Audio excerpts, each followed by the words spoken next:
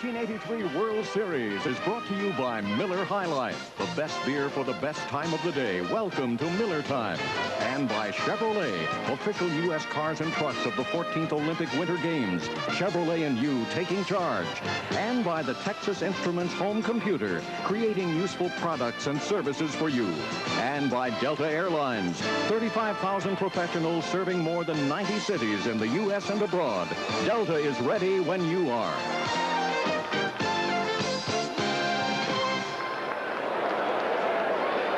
We had a rainy morning and a rainy afternoon, but a dry evening thus far in Baltimore. In fact, it's warmed up, temperature in the 70s as we get set for game number 2. Hello again, everyone. I'm Al Michaels, and of course, so much this year has been made of the Baltimore Orioles platoon system. But tonight, you'll see basically the same lineup. Only Dan Ford will be a switch. He'll replace Dwyer in right field, and that's because they're facing a pitcher, a right-hander, as they did last night.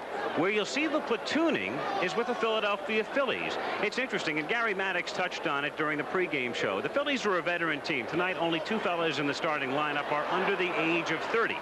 But when Paul Owens replaced Pat Corrales on the 18th of July, when he came down from the front office, he knew that something had to be done. That something is platooning. Some of the players don't like to call it platooning. They euphemistically refer to it as playing the hot hand, and that's what they'll do tonight. In fact, in center field tonight will be Greg Gross. In right field will be Joe LaFay.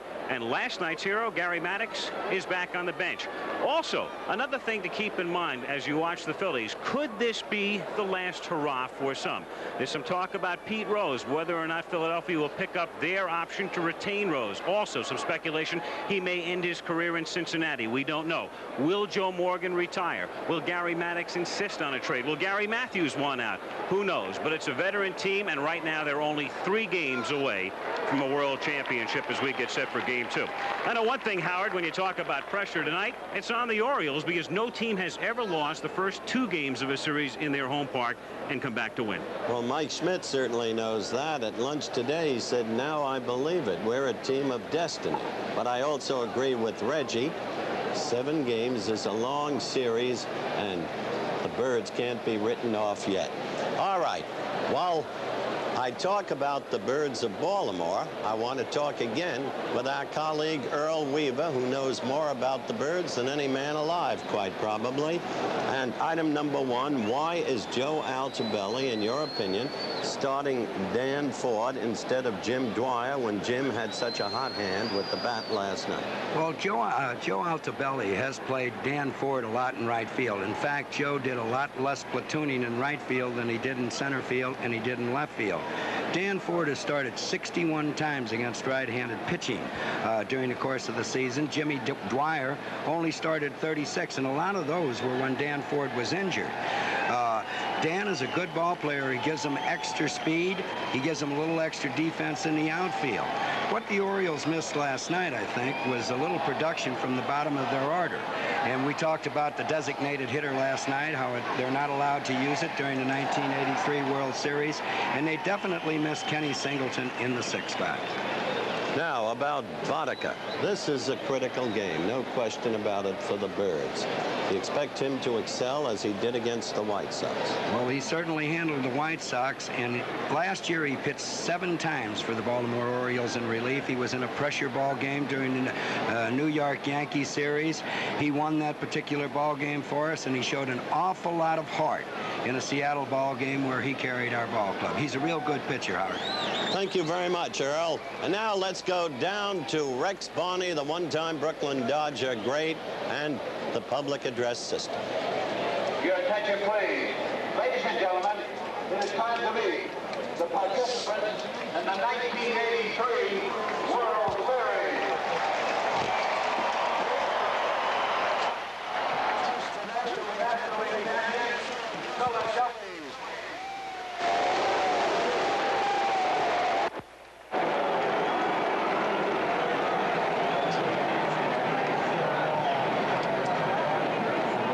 Here is the manager of the Phillies, Paul Owens.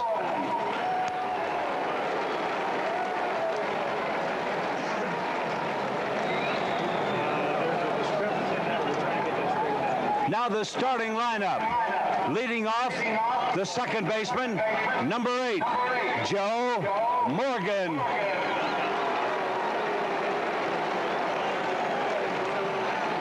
Batting second, the first baseman, number 14, Pete Rose.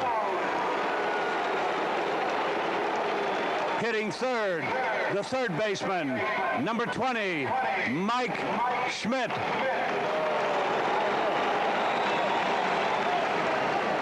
Batting fourth, the right fielder, number 23, Joe LaFay.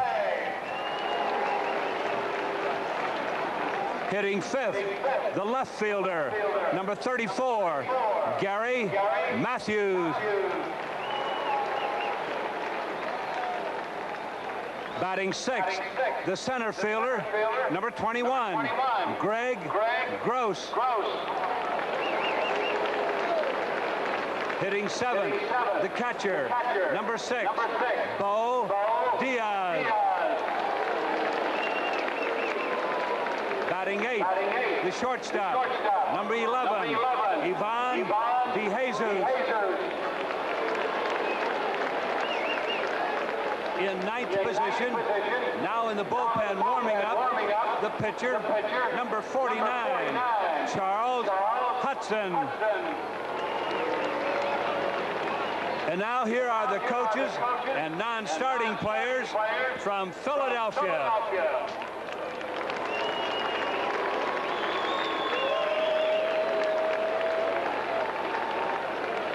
Now, ladies and gentlemen, the American League champion, Baltimore Orioles. Here is the manager of the Orioles, Joe Altobelli.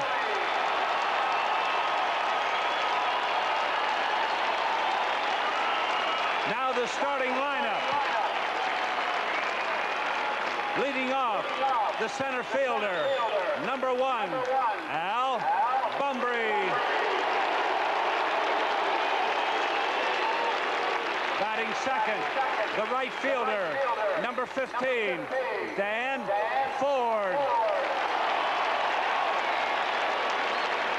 Hitting third, the shortstop, number 8, Cal Ripken Jr.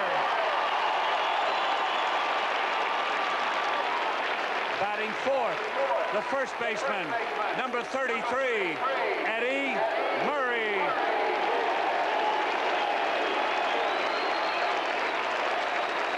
Hitting fifth, the left fielder, number 38, John Lowenstein.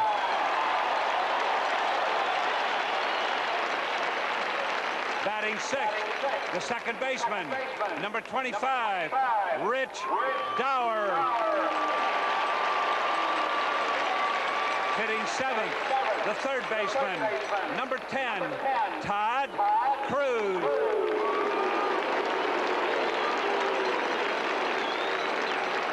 Batting eighth, the catcher, number 24, Rick Dempsey.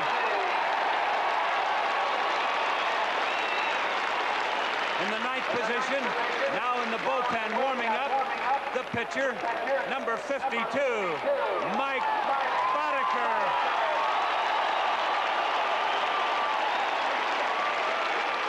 And now, here are the coaches and non-starting players from Baltimore.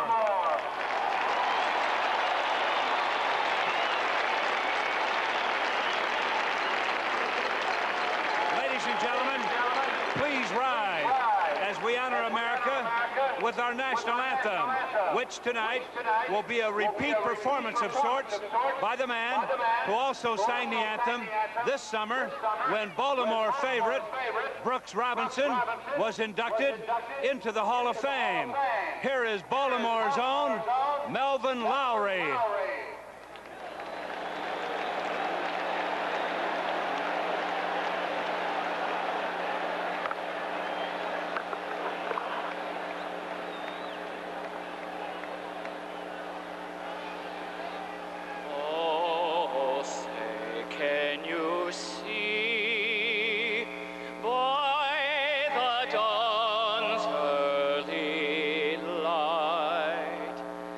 So proud.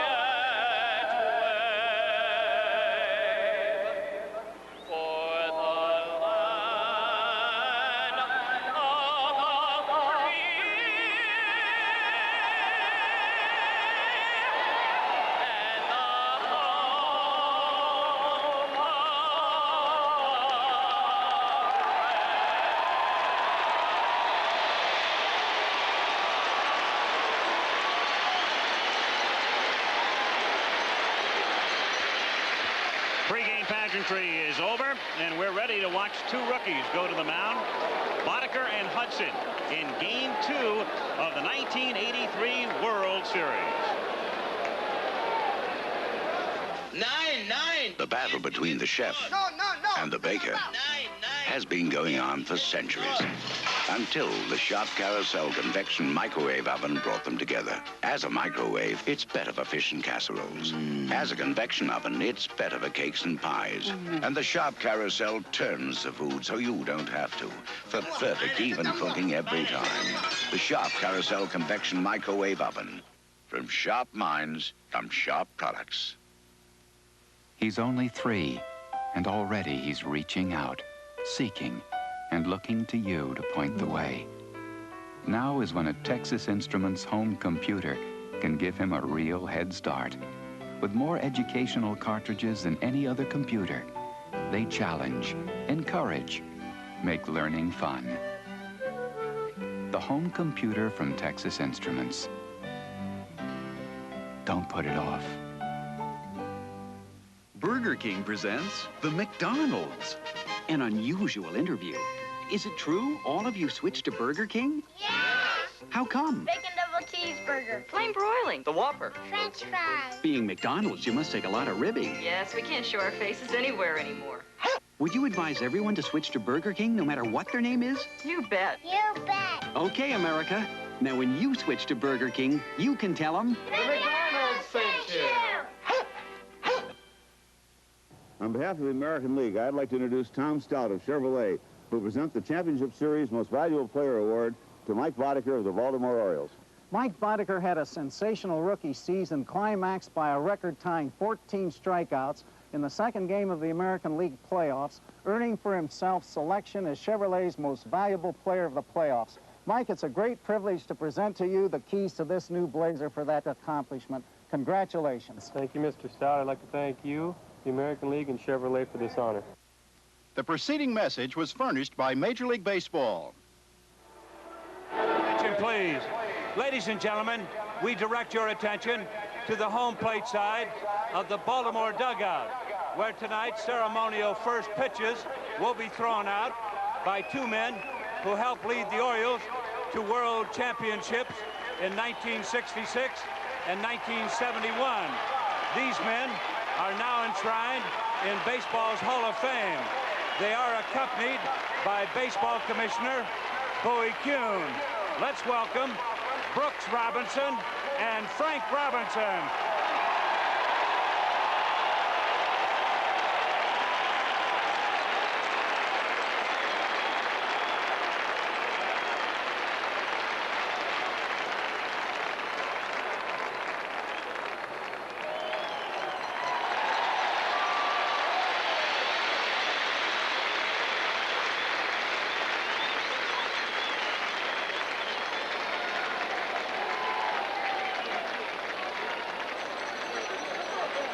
As you look at Mike Boddicker coming in, even Earl Weaver sitting here in this broadcast booth was applauding when Brooks and Frank threw out the first ceremonial balls. Frank, of course, the manager now of the San Francisco Giants, and Brooks, along with Chuck Thompson, broadcasts the games of the Baltimore Orioles on television here.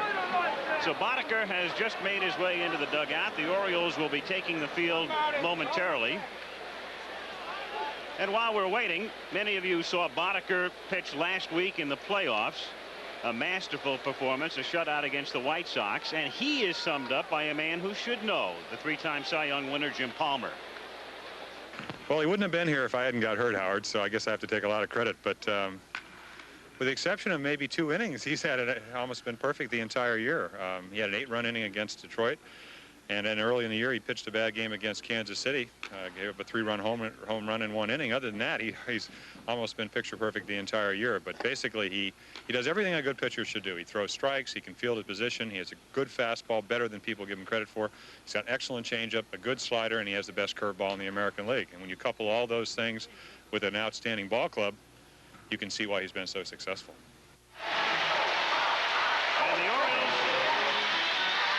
take the field, the American League champions for 1983, winning the East by 6. And then in 4 games, They dispensed with the Chicago White Sox in the playoffs. And defensively, the Gold Glove first baseman is Eddie Murray. And also the cleanup hitter at second base, out of the University of Southern California, played there under Rod Dedeaux, Rich Dower, and right next to him, the shortstop and MVP candidate, Cal Ripken Jr. At third base, Todd Cruz, Leo Hernandez starting the season at third, and then Cruz picked up from Seattle in midseason. In the outfield tonight, it's the Steiner, John Lowenstein in left, who made the great catch last night to rob Bo Diaz in the 8th inning. In center field, and there's no change there with the right-hander Hudson going. It's Al Bumbry. We'll take a look at John Shelby in Game 3 facing Carlton, and there's Dan Ford in right field, who pinch hit last night, bothered by foot and knee injuries, but in the lineup tonight on the wet grass with Rick Dempsey back of the plate for the Orioles, and Mike Boddicker on the mound. Boddicker, in that shutout victory against the White Sox last week, looked like he was about ready to come out in the 8th inning, but appeared to get a second wind in the 9th, went all the way, threw 142 pitches in that game, and he led the American League in shutouts this season with 5. So he's thrown 6 in all, and for a man who started the season in the minors, that's quite a feat. Ed Vargo, a National League umpire, is back of the plate. Al Clark at first, Frank Pulley at second, Steve Palermo at third, and down the lines, Dutch Leonard in left, and Marty Springstead, who worked the plate last night, in right. And Springstead must have done a pretty good job last night, because there was nary a grumble. Not a word. I thought he umpired a tremendous ball game. And I wanted to say about Frank and Brooks Robinson, when you had those type of people on your ball club, you just sit back and relax and let them play ball and make things happen. So here we go with Joe Morgan to lead things off. Morgan, Rose, and Schmidt in the first inning. Game 2 with an off day tomorrow, and then on to Veterans Stadium Friday as Morgan swings and misses. Joe 1 for 4, 2 for 4 last night, with the home run in the 6th inning tying the game. He was second on the club to Schmidt in the regular season with 16 home runs.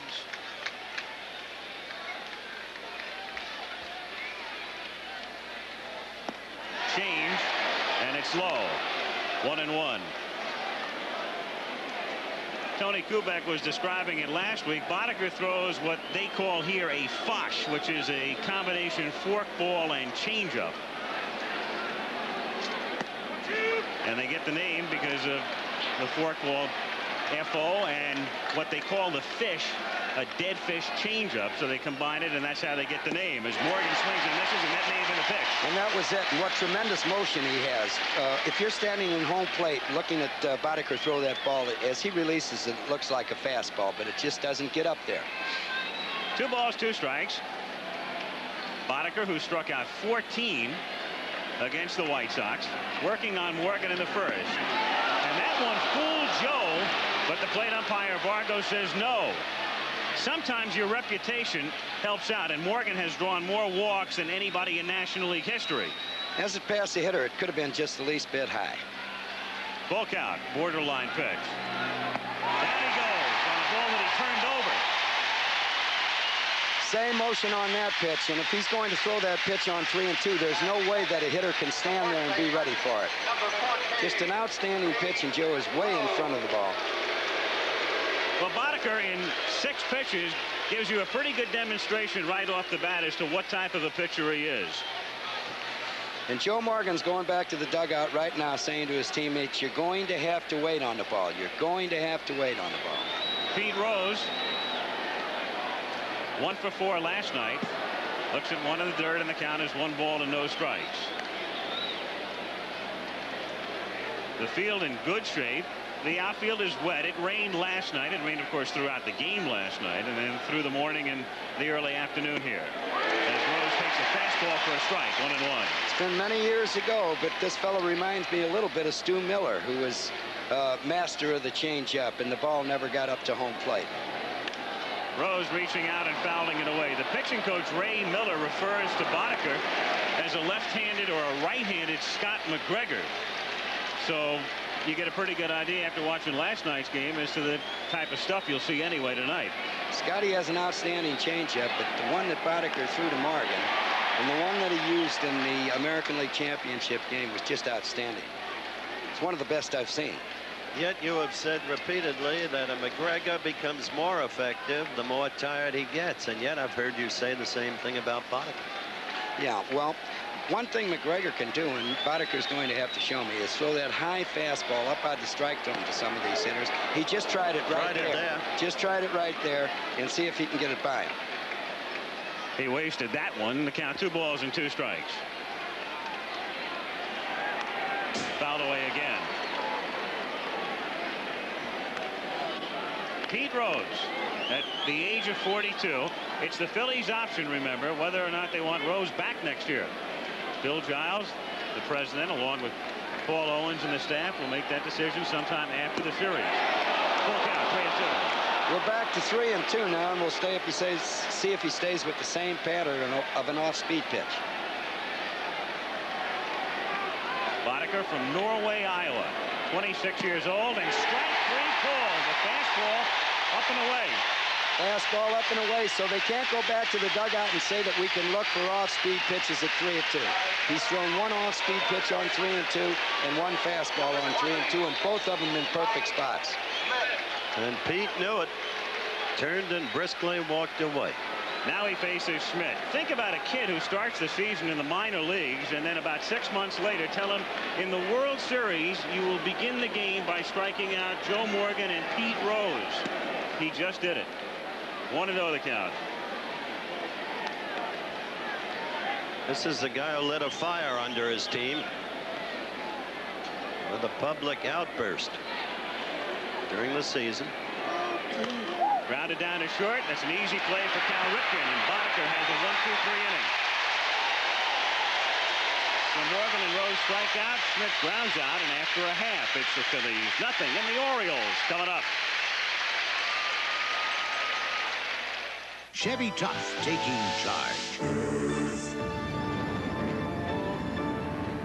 Keep moving, moving, S10 Blazer.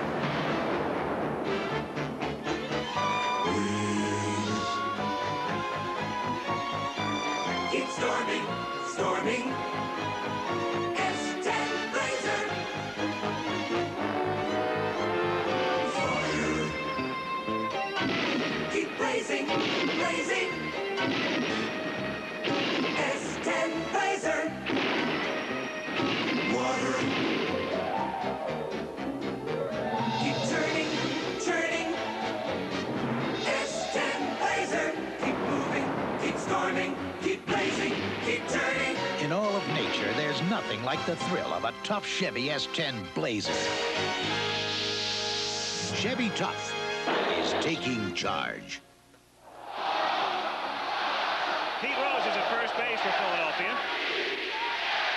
And at second base, of course, Joe Morgan, the veteran right side of the infield, and then the youthful one, Ivan De Jesus, who's only 30, the youngest member of the foursome, with Mike Schmidt over at third. The outfield, Gary Matthews remains in left. He had been platooned at points during the middle of the season, but he's in tonight. He had a hot championship series, of course. And then in center field, they go with Greg Gross with Houston and the Cubs and the Phillies as a part-time player for the past couple of years, and now in a platoon role. And in right field, as was the case last night, a player who started the season in San Diego. It was Sixto Lezcano yesterday. It's Joe LaFay tonight. He came over in a deal for Sid Manji in May. Bo Diaz is back at the plate for Philadelphia. And on the mound is a rookie pitcher who was just about as impressive as Boddicker in the playoffs, Charles Hudson, who pitched a beauty on Friday afternoon against the Dodgers in Game 3. Here at Baltimore, as you look around, a park that opened in 1954, 309 down the lines, then it fans out, 376 in the alleys, 405 to straightaway center. It has warmed up. I would guess right now the temperature is in the 70s. It's also very humid. The humidity is extremely high, but there's no rain. And the flags, quite in contrast to last night, are almost lit. Just barely a breath of a breeze. Your attention, please. What we have here is almost a perfect night for baseball. And of course, sold out Memorial Stadium. some of these folks lucky enough to have tickets, of course, to the games in Philly as well, because Philadelphia is only a 2-hour drive up I-95. We'll be there Friday night for game number 3. Bottom of the first inning with Al Bunbury to lead off, then Danny Ford and Cal Ripken. Bunbury last night hit a couple of balls on the nose but at people, and then doubled in the 8th, so he was 1 for 4. 1-0 the count. Charles Hudson starting the season with the Portland club in the Pacific Coast League. Made 26 starts this year and throws a strike on the inside part. 1-1. 91 miles per hour. The clocking on Hudson's last pitch. This young man from Prairie View A&M is a real power pitcher with astonishing poise for one who's been in baseball such a short period of time. He's only 24. He's really been in baseball only 3 years. And he was a low round selection, the 12th pick in 1981. Bunbury fouls it back. One of the things the Phillies had in mind in winter ball, when Pat Corrales was still the manager and the scout Hugh Alexander was down there along with Paul Owens looking at some players, they wanted a pitcher ready to come up if needed during the season, and so they designated in their own minds Hudson, and he'd be the man. He didn't know it until he was called up. Fouled away, and the count 1 ball and 2 strikes. One thing the scouting reports show on Hudson that the Baltimore Orioles know about, of course, they know that Hudson threw that pitch 91 miles an hour, so they're going to have to get those bats going. But they figure that when Hudson gets behind on a 2-0, 3-1 count or 3-2, he'll be coming in with that good hard fastball, and they might be ready for it. 2 balls, 2 strikes, the count on Al Bunbury. His 8-8 won and lost record utterly deceiving. He had a streak where he won 5 straight when it counted most during the season. His performance in the playoffs spoke for itself. Fouled away. Also, in a way, he pitched a little better down the stretch, I think, than people gave him credit for, even though he didn't pitch with a lot of success. He kept them in some games in which he didn't wind up with a W toward the end. And not only did he finish at 500, 8-8, he was 4-4 at home, he was 4-4 at the road, and he had nearly identical ERAs home and road.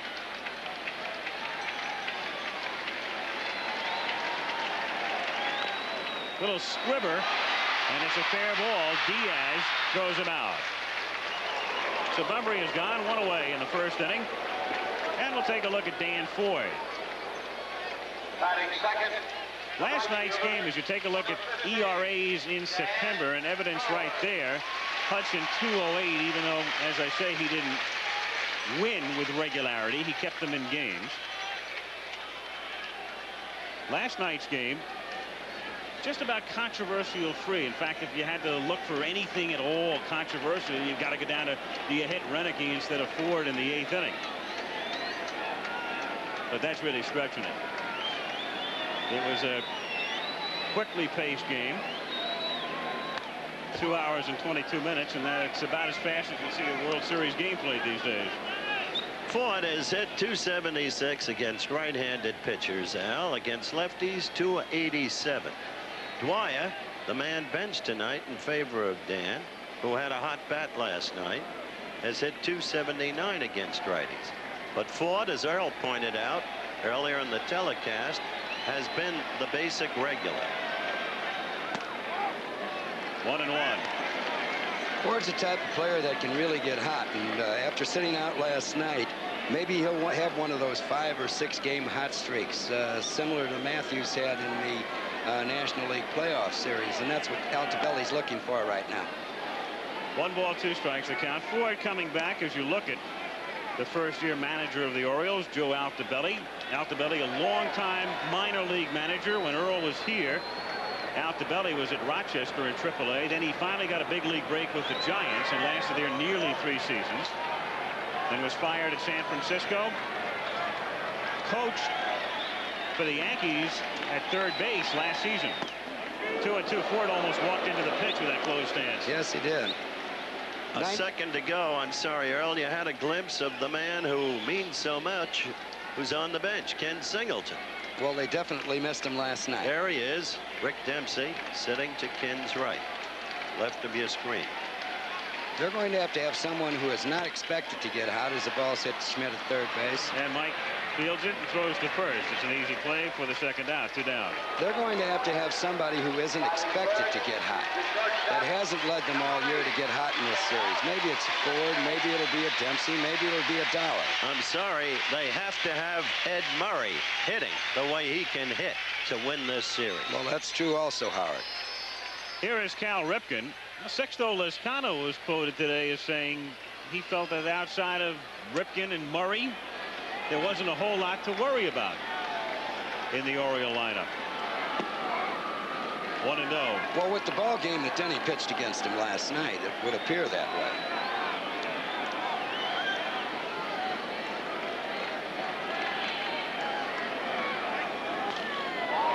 In the air to right field, and LeFay is coasting over. Remember, only 309 into the corner, but he has room to make the catch.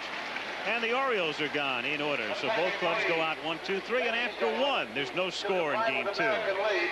Baltimore City and Maryland regulation.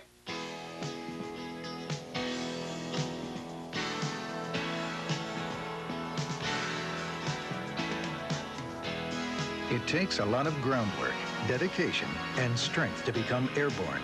The Delta professionals know that when each team member does well, the whole team gets stronger. That's how we can extend our very finest to you, both on the ground and in the air. To be a champion, it takes team spirit, and Delta is ready. Working around here, a guy gets very wet on the outside and very dry on the inside. Welcome to Miller Time. It's all yours and it's all mine. Bring your thirsty self right here. The rich, smooth taste of Miller beer is what you have in mind. So welcome to Miller Time. Welcome to the rich, smooth taste of Miller High Life. After you buy your first life insurance policy, you may find it's not your last. You may need another policy as a newlywed, and as a new parent, and as a homeowner, and for when the kid goes to college. Allstate update. Introducing Universal Life. Now Allstate offers a single policy that can change as your life changes. Allstate Universal Life. You get the protection of a lot of policies and the convenience of buying only one. I'll see you whenever. You're in good hands with Allstate. Don't miss it. Unbeaten Nebraska, the #1 team in the nation, battles the upset-minded Missouri Tigers. ABC's NCAA college football Saturday. Joe Morgan had a great September, but a very poor start. He was bothered by injuries earlier in the season. He discussed them. I played a lot injured the first part of the year. I had my legs were bothering me, and I'm just not a good hitter without strong legs because I'm not a very big person, so I hit with my legs. And I had a lot of problems early in the season. I got well about the middle of August, completely well, I should say. And from that point on, I hit the ball real good. But by the time I got well, we were really platooning me, and I wasn't playing every day. After I got hot, at the end of August, I started playing every single day against left-handers and everybody, and that's why I had such a good September. Joe Morgan talking about his ailments as Joe LeFay leads off in the second inning. This kid's got a quick bat. When he first came up with the Yankees, it looked like he'd become a star with the Yankee ball club. Then they found weaknesses, vulnerabilities, and he was sent away. I don't believe he's got too many weaknesses. I believe he's a real good ball player. I felt like you did. He was really going to help the Yankee ball player. And a fastball blows him away. So Boddicker is showing you everything. The pitch they call the Fosh, he's turning it over. And here, just pure heat. A little bit out of the strike zone. He's going to tease him with some of those fastballs. I think, Earl, a word must be mentioned about a remarkable, that pitch, by the way, was 90 miles an hour, Boddicker's fastest. Word must be mentioned about the groundskeeper here, the remarkable job that's been done by Pat Santarone. It's almost unbelievable. The nice grass he's got out there with 4 football games and one played just last Saturday. I remember playing World Series here where all the grass was worn off in the outfield, and if it rained, there'd be big mud puddles out there. Gary Matthews takes outside. He used a chemical agent, Al, as you look at Paul Owens with the ever-present Bobby Wine next to him. He used a chemical agent that is a drying agent. Something he might be the best. Yeah, some. The groundskeeper at Kansas City is great. George Toma. Exactly. But Pat Santarone and I were together in Elmira, New York in Class A baseball. Matthews hits a bouncer down to third. A nice convenient hop for Todd Cruz. And that's 5 in a row. The first 5 set down by Mike Boddicker. Cruz, by the way, might have as good an arm as any infielder in the American League. 2 down. And Neil McCarles, he's a sports writer from Toronto. He takes a poll every year of the ball players. And Todd consistently was voted the best infield arm in the American League. Better than Aurelio Rodriguez. This is after Aurelio was not playing regular. Here is Greg Gross, who takes a strike. Greg Gross, an interesting career, came up with Houston. He was a starter there. He doesn't have much power. Spray hitter, likes to go the other way. Then to the Cubs, mainly on the bench, as he bounces it down to second, but playing part-time right now. Another 1-2-3 inning, and the Phillies have not hit the ball out of the infield. So Boddicker now, going back to the regular season, has gone 16 consecutive scoreless innings. No score, going to the bottom of the second. When people pump their own gas, they sometimes forget to check things. So when they come in for service... Mr. Goodwrench, there's something wrong. Well, let's take a look. Mr. Goodwrench knows your GM car. He has the right tools and the right GM training available to spot your problems fast. Mr. Goodwrench? Nothing serious. Just needs a tune-up. By the way, your oil is low. Here's how to check. Keep that great GM feeling. With Mr. Goodwrench. With genuine GM parts. 2 blades are better than 1 blade. I get the best shave I can get. 2 blades are better than 1 blade. That's the good news razor from Gillette. The Good News disposable razor with 2 blades is better than any single blade disposable. With Good News, the first blade grabs the whisker and shaves it. Then the second blade can shave it again before it snaps back for a closer shave. 2 blades are better than 1 blade. That's the Good News razor from Gillette. The Good News razor from Gillette. This is for everybody who has to work on Saturdays. Is anybody here? Guess I'll have to copy this myself. Oh, well, it was good yesterday. If you have to work on Saturdays, you're not alone. Now somebody else is working too. Who is it? Pick up a Federal Express. Federal Express. Saturday pickup for Monday delivery.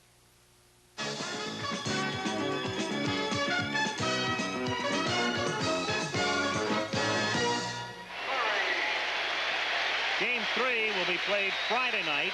The time's at the bottom of the screen. Mike Flanagan will be on the mound for Baltimore. Steve Carlton will work for Philadelphia. Tomorrow is an off day. And then back on Friday, a day game on Saturday, and a late afternoon Eastern time game on Sunday, if there is a Sunday. Well, there'll be a Sunday if there's a game on Sunday. I would hope. Eddie Murray in the bottom of the second inning. Baltimore certainly hopes there'll be a Sunday. No score in the bottom of the second inning.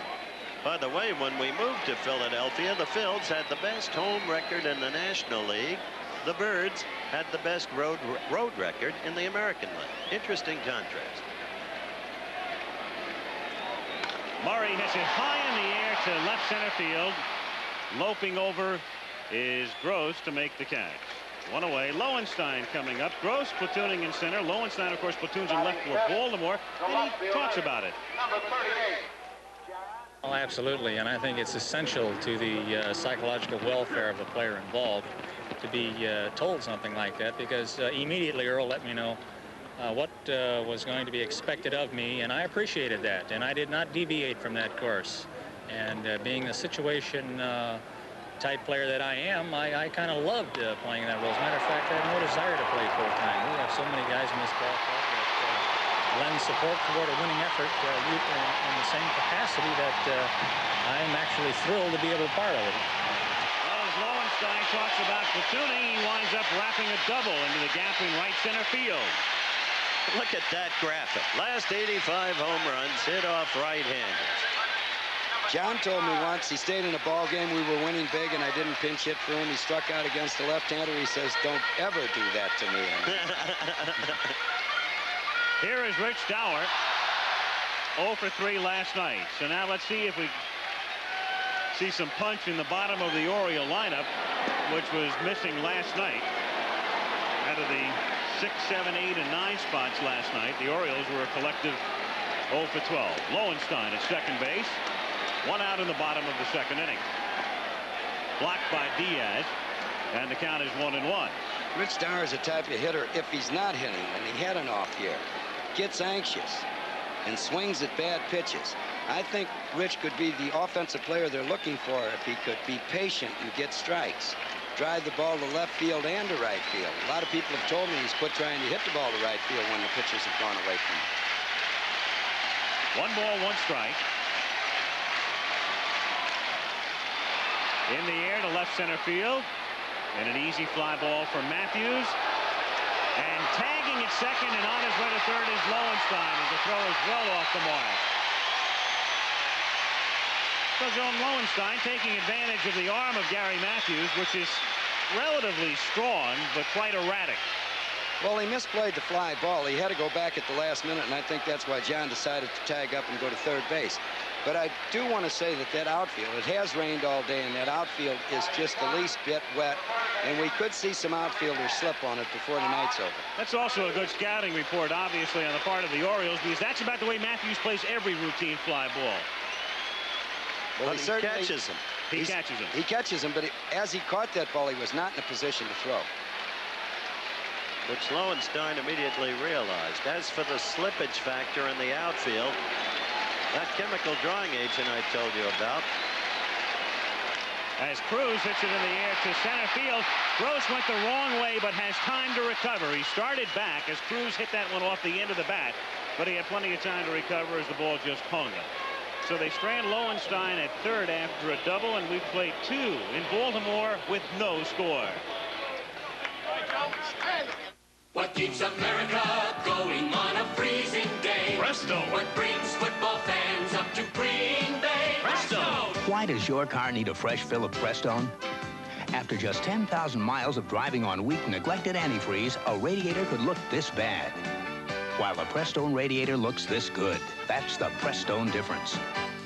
What brings them to the mountains from wherever they call home? America goes with Prestone. A Ranger never takes the easy way out.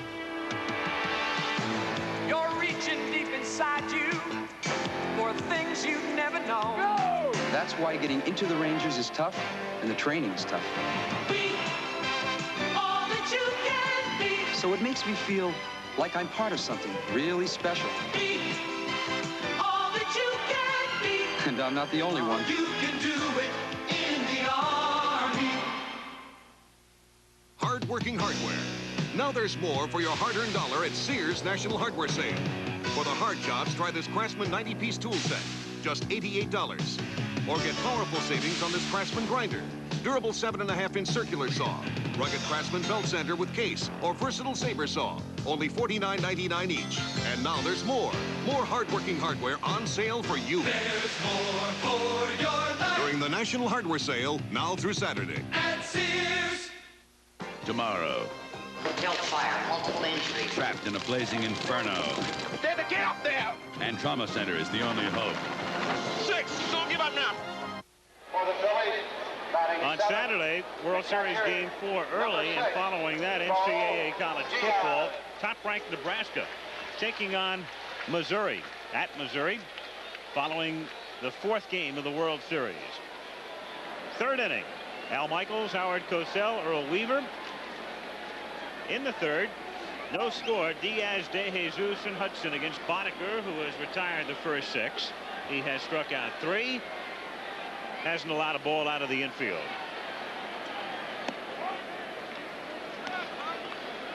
What a go. Getting back to that slippage factor, there may be some, but remarkably little, I think, Earl. You didn't see it as Gross came in for Cruz's short fly. And that chemical drying agent that Pat Santarone used, he laid it all over under the grass, a ½ inch in. And he says it's the most remarkable effect. Takes all the water out. 1-2 the count. Well, Gross took a couple steps back on that ball and then recovered. And if it was real slippery, that was a ball that might have dropped in. Exactly. Also, the field in outstanding shape, as you pointed out last night, Howard. Football game played here last Sunday. There'll also be another Colts game here this Sunday, as it's popped up on the right side. Dower and Murray are there. One away. On the subject of football, this town talking about the Colts as well as the Orioles, because they're 4-2. By the way, I've got a trivia question for you. Wait a second. Look at Boddicker. Steadily better during the course of a game. And that gets back to the question I raised with Earl. Ongoing fatigue seems to produce greater efficiency. Well, that's true now, but this kid shows a lot of heart. And a lot of young pitchers, when they come up, when they can smell that victory, reach back and get just a little bit extra. De Jesus takes the ball. Let me get back to that trivia question I was going to ask you, Coach. Yeah. Only man to play under Earl Weaver and Frank Cush, who would it be? Played for Earl Weaver and Frank Cush. Reggie Jackson. You've got it. How'd you know that, Howard? Somebody in the truck spat it out. Chuck Howard, who loves college football, of course, as it's grounded to short, and Ripken goes to Murray to get him. 2 down. Reggie played here in 1976 under Earl. Played at Arizona State under Frank. He was an outstanding defensive back as a sophomore. Defensive back? Yes, he Man was. should have been a fullback. Yeah, he was a defensive back for Cush. Number 49. Man could play. Hudson. But then Bobby Winkles got a hold of him, and that was that. 2 down. Base is empty, and Charles Hudson is the batter. Charlie Finley got a hold of him. Yeah, after Winkles. A strike, and the count 0-1. Starting out like last night's game. We said that this would be a hotly contested pitchers series. These are 2 very balanced clubs. We don't know what's going to happen in this ball game, but Friday night we're going to get Mike Flanagan, former Cy Young Award winner, and Carlton, 4-time Cy Young Award winner. Ball grounded back to Boddicker. Got going underneath, throws to Murray. And 3 up and 3 down, and that's 9 consecutive outs. And none of the Phils has hit the ball out of the infield after 2.5. Philadelphia nothing, and Baltimore nothing.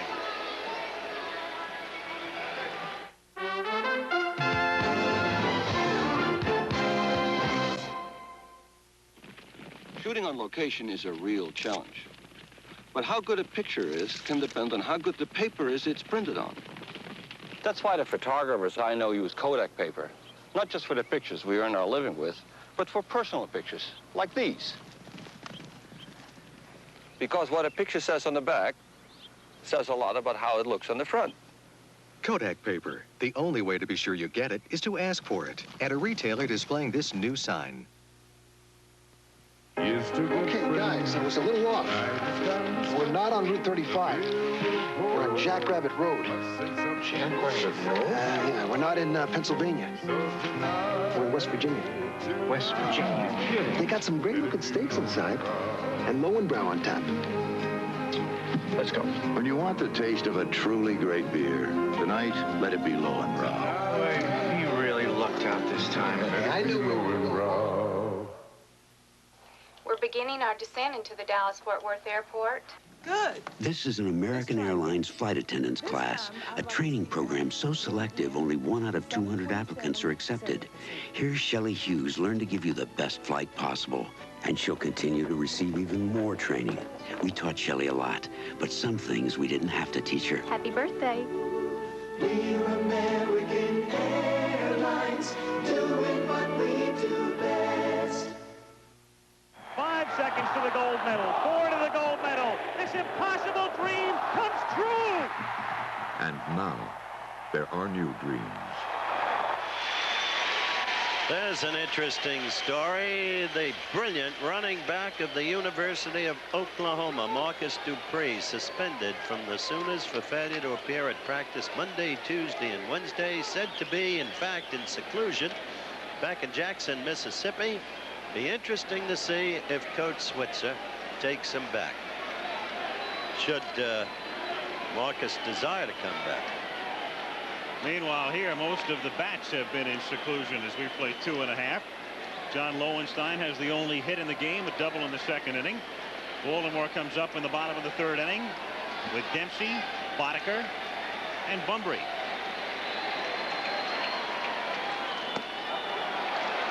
One and 0 on Dempsey, who hit .231 during the regular season with 4 homers and 32 runs batted in. 0 for 2 last night.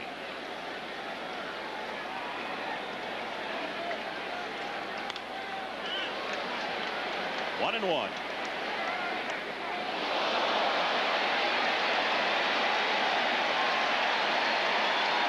Hudson's getting his fastball in some pretty good spots right now. He is a good-looking young pitcher.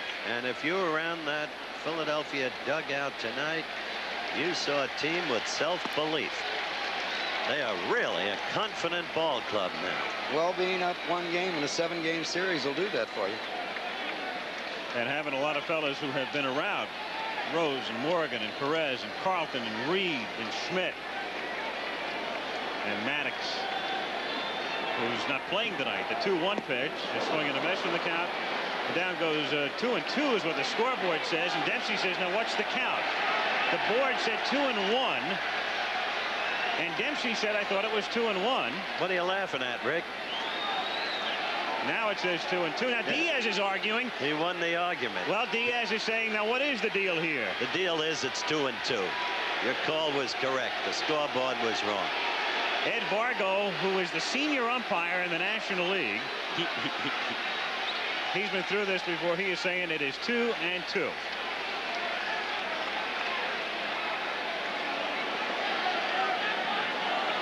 Well, the umpire is going to be right because he holds a little indicator in his hand with 3 balls and 2 strikes in it. And he turns the wheel every time so he can look down and see. Popped up, and Joe Morgan is there to the right of second base to pull it in. So Dempsey is gone anyway. 1 out in the 3rd inning. And the hand for the pitcher, Mike Boddicker, who's become an instant hero in this city. And well should be. You know, there's a great similarity between these 2 great pitching staffs. Each finished 2nd in the league in earned run average. And Boddicker showing that he can swing the bat with that cut. He went after that one. He's not going to stand there and take. That pitch was up out of the strike zone. The Phillies staff's earned run average was 3.34. The Birds 3.63. Here's the indicator being held by Vargo, to which Earl referred. You used to use that when you're growing up in Los Angeles at Alexander Hamilton High School, didn't you? Absolutely, and before that in Brooklyn. We just had an excellent shot of the indicator. It was in the left hand, and you could see it when Vargo went down and put his left hand on his left knee. 2 balls and a strike. And it's fouled away, and the count 2-2. At the University of Iowa, Boddicker played 3rd base 1 year. So at least he's not a total stranger when it comes to swinging the bat. He's had 2 good swings, so it doesn't look like he's going to be an automatic out. Boddicker moved from Cedar Rapids to Norway, Iowa, that is. Strike 3 as Hudson finds the outside corner. Boddicker goes down. That's the first strikeout for Charles Hudson. Another look. Boddicker didn't think this pitch was a strike. He turned around and looked at Vargo, but it tailed back in and got a good portion of the corner. What he might have said is, don't forget, if I put the same pitch right there. You've got to say that before you go back. Same call, yeah. 2 out, bases empty, and Al Bunbury is the batter. Postseason, meaning playoffs and World Series, as you looked at the graphic, 2-13 in postseason play. 2 out, nobody on, with no score in the bottom of the 3rd. 1-0. Look in from just about the right field foul pole. 1-1.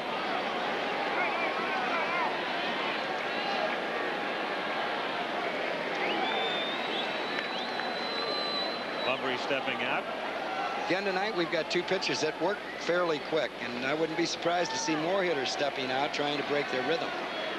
Both staffs feature pitchers that work quickly. Of course, on Friday night, we're going to see Steve Carlton, who works as quickly as anyone.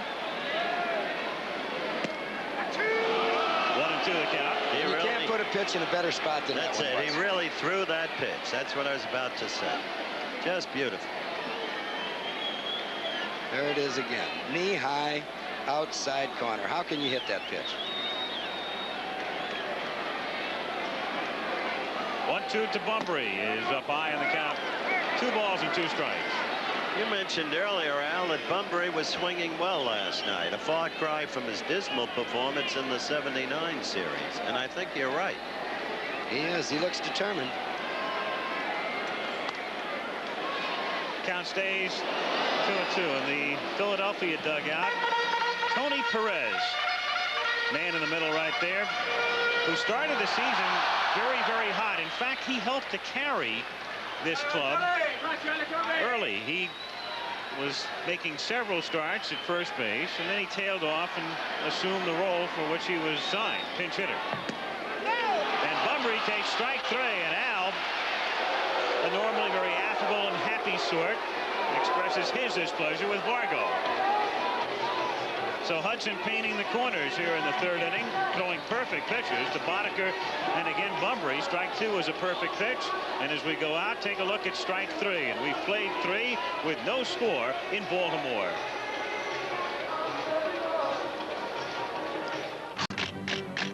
It's my pleasure to introduce to you America's Mercury Excellence! They were an elite fraternity who risked their lives to move faster and soar higher than anyone dared to imagine. It took more than spirit, more than determination, more than courage. It took the right stuff. They all want to see Buck Rogers, and that's us. Rated PG. Special advance preview this Saturday. Check newspapers for a theater in your area. More people buy GM cars and trucks. And when they're ready, more people buy GM again. That leadership takes hard work in every detail. That's why nobody test drives as many cars, as many miles, under as many tough conditions. Nobody goes to greater lengths to design for beauty, comfort, and durability, inside and out. Nobody uses more advanced electronics in their cars than the company that created them for the 747. Nobody destroys as many new cars because nobody performs as much safety-related research and testing. GM puts in the extra time, extra effort, and attention to every detail. That's the commitment to excellence that leads more people to buy GM cars and trucks than any other kind. And it's why GM owners are the most loyal on the road. Nobody sweats the details like GM. Sunday. Oh, I'd like to see you. Mark puts the moves on a deadly dame. You rang, sir. Who's too hot to handle. Hold me. Hardcastle and McCormick, Sunday at 8.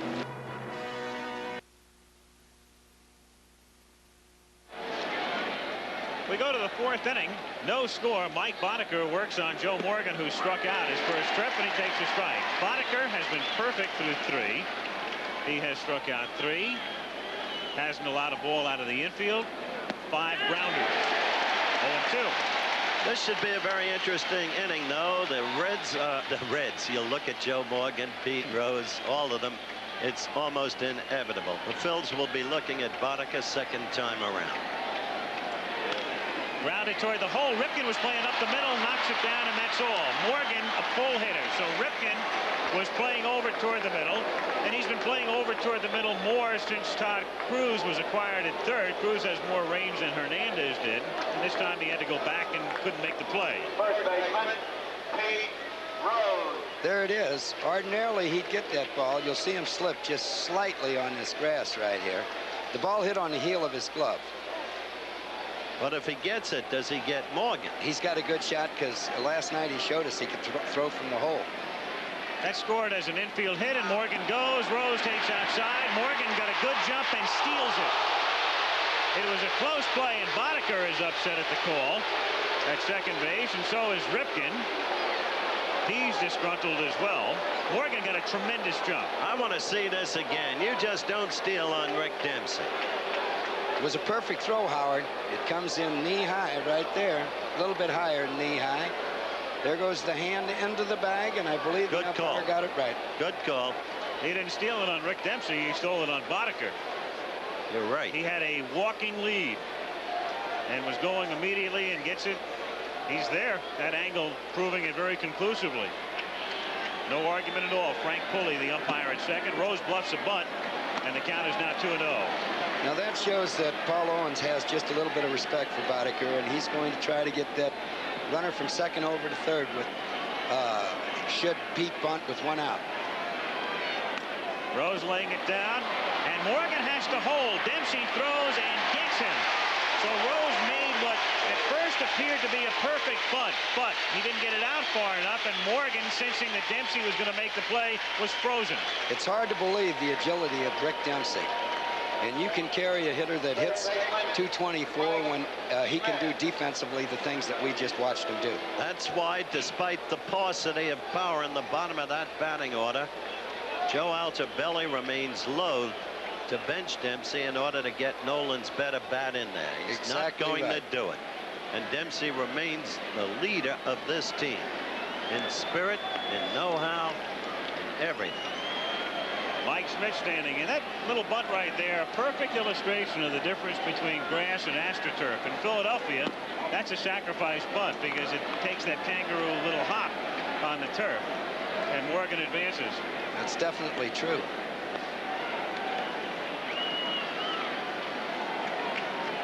Schmidt grounded out in the first inning. Mike is looking for his first hit in the series. He's 0 for 5.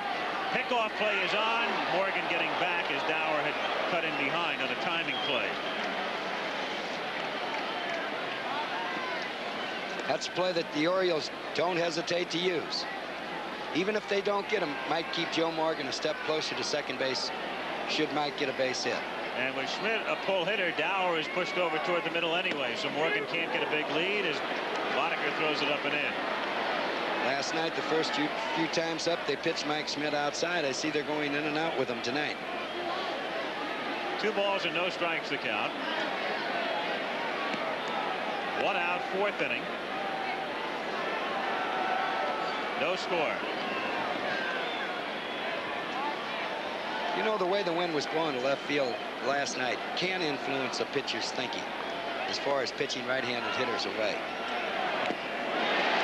Swung on and missed, and the count now 2 balls and 1 strike on Mike Schmidt. Amplify what you meant with that, Earl. Well, you get the ball on the inside half of the plate, it gives a right-hand hitter a much better chance to pull the ball. And if you make a mistake, you'd rather make it on the outside half where he has to hit the ball to center field or right field. 2-1 to Schmidt. Missing away, ball 3.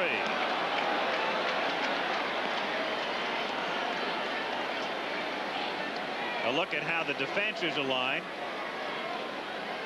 As you can see, Dower, the second baseman, well over, and Murray 25 feet off the line at first.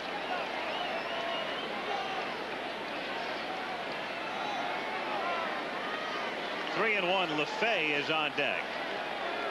And Morgan goes. He got another good jump. This is grounded to short. It's Ripken who throws to first, and Murray can't make the play. He got handcuffed. Morgan is at third. So runners at first and third with 1 out, and LeFay coming up. And Morgan's talking to Bristol at third. The way he indicated with his hands to Dave, it was almost as if maybe you should have sent me in on that. See, Morgan was at third. And then Murray gets handcuffed at first base. It's hard to believe, but what I believe happened on that play is Eddie Murray was conscious of the fact that Joe Morgan might score. And as the ball was coming across the infield, I believe he took his eye off of the ball and watched to see if Morgan was going to go. I believe you're 100% right. You could almost see him instinctively looking over to third base to see if Joe is making the turn and sprinting in. Infield looking for the double play, and it's hit high in the air to center field. If it stays in, it's deep enough to score a run. Bunbury makes the catch, and both runners are tagging as Schmidt slides into second with Morgan crossing the plate.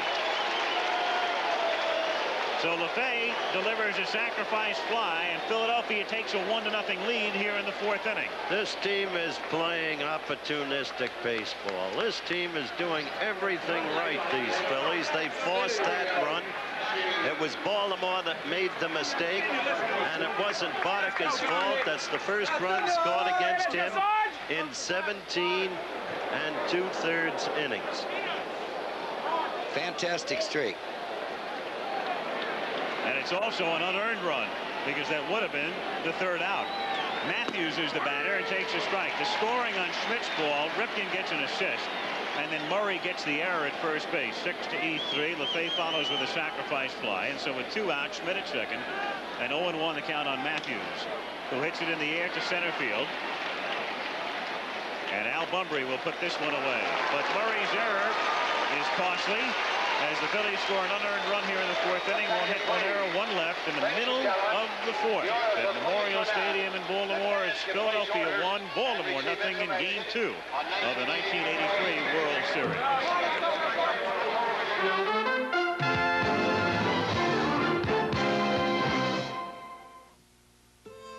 For the first time in his life, he's struggling, having a hard time in math. He needs help. He can get that help with the home computer from Texas Instruments. It has more educational cartridges than any other computer. They challenge, encourage, make learning fun. The home computer from Texas Instruments. It can give your child a head start in school that could last a lifetime. Up before the sun, got the Honda ATC, gonna have some fun. Going freewheeling, it's my lucky day. Going freewheeling, come on out and play. Take it up, take it down, round and round and round. Going freewheeling, got the Honda ATC, going freewheeling. Working hard when the pressure's on could mean perspiration odor. New Right Guard antiperspirant helps stop wetness better than the leading spray as it kills the bacteria that cause perspiration odor. Yeah, Mr. Jones.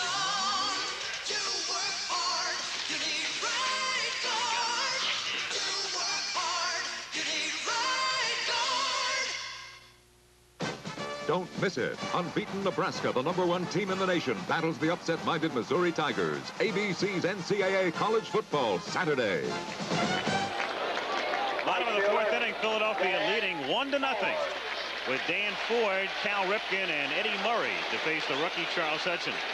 By the way, the last time 2 rookies linked up in a World Series game, 1981 Game 3 at Dodger Stadium. Dave Righetti pitched for New York. Fernando Valenzuela pitched for Los Angeles, and that was a classic game. Yes, I remember it well. That's when they put Bobby Brown in center field and benched Jerry Mumphrey, and that turned the tide of events. But in the meantime, I tell you, that kid LaFay hit that ball a ton, and the ball is hanging heavy in this sultry air. I thought it was out of there. He hit it to the deepest part of the ballpark, Howard. Any place else, it had a real good chance of going out. Ford swinging and missing 0-1. Charles Hudson on the mound for the Phillies and showing remarkable poise and composure as he did on Friday against the Dodgers. He was staggering at one point in that game, but continued on. They're so proud of him down at Prairie View A&M, Al. A school that turned out one of the greatest football players I have ever seen. 1-2, and that man's name was number 89, Otis Taylor. Charles Hudson is certainly painting that outside corner. He's thrown some pitches that have been unhittable up to this point. 1-2 pitch coming up. He got him swinging. So he has struck out 3, and they are successive. He got Boddicker and Bunbury on perfect pitches in the 3rd and blows this one right by Dan Ford. His confidence seems to be bubbling now. Yes, it is, and he had a good second half of the season and a good game in the playoffs, and confidence builds more confidence. He feels right now that he can throw that ball wherever he wants to, and he's throwing it hard. Ripken is the batter. A strike. They started to call him Charlie when he first came up. He doesn't care, but he said, hey, look, my mom wants to be known as Charles. But this is when he has to be careful. 0-2. Had him chasing that a little. Well, I'm sure. 94. I'm sure the book on Cal Ripken Jr. is that he's a very good low ball hitter. Looks like Hudson is trying to stay up in the strike zone to him. In the air to to center field and an easy play for Greg Gross. So 2 down, and now they're getting on Eddie Murray a little bit as he comes up. His postseason problems have been well documented, of course. You speak of the '79 series. Absolutely, and also the playoffs. He hit that monstrous home run in Chicago the other day, but outside of that, not much else. Well, he felt so embarrassed about dropping that throw. In the upper half of the inning, you could see his discomfiture as he went into the dugout. That may fire him up. And if Eddie does something here, it might fire up the whole Oriole ball club. They must have him producing if they are to have a chance to win. 1-0 the count. Just took enough off it in the count 1-1. Again, if you're just tuning in, Morgan a single and a steal, and then Murray dropped a throw from Ripken with Morgan going to third. LeFay hit a sacrifice fly in the top of this inning, and it's 1-0. Half swing as he tried to duck away from it in the count 1-2. Howard, you said that Eddie has to do it. Well, Eddie himself knows he has to do it, and that puts a little extra pressure on him. He's trying real hard right now, and he might be over-trying. Another look at a pitch he tries to fight off. Gets jammed and grounds it to Schmidt, who ranges halfway to second, and down he goes. And so Hudson in 4 innings has faced 1 over the minimum. He's retired 12 of 13, and we'll go to the 5th. The Phillies 1 and the Orioles nothing. Here it comes, the Saxon reaction. If you don't react to your aftershave like that, switch to new Saxon lotion. The Saxon reaction. The reaction's different because the action's different. Saxon's loaded with healthy conditioners high alcohol aftershaves don't have. Soothes, razor burn, protects the skin. Saxon reaction. And the comfort lasts. I love that smell. Saxon lotion. It's a great feeling. The Saxon reaction. Chevrolet taking charge. Here comes the hottest selling Chevrolet today. The fun-to-drive front-drive Cavalier. Fire up 2 liters of electronically fuel-injected fun and experience more horsepower than the top 3 imports. The minute you feel Cavalier perform, you'll know what makes Cavalier the hottest selling Chevrolet today. Chevrolet! And you. Taking charge.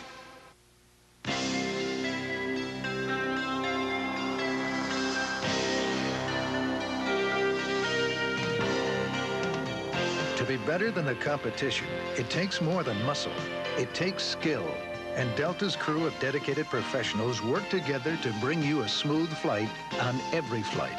That's how Delta stands out. We push ourselves to the limit every day. To be a champion, it takes team spirit, and Delta is ready. Sunday, Stallone. This time he's fighting for his life. I'm gonna kill that stinking pig! Nighthawk, Sunday starting at 9. Parental discretion advised. Day off tomorrow in the World Series. Back with you Friday at 8, Saturday 12:30 Eastern time, and then college football following that. Nebraska against Missouri Saturday afternoon. Here in the 5th inning, Mike Boddicker working on Greg Gross. 0-1 the count. Gross, Diaz, and De Jesus. Philadelphia leading 1-0.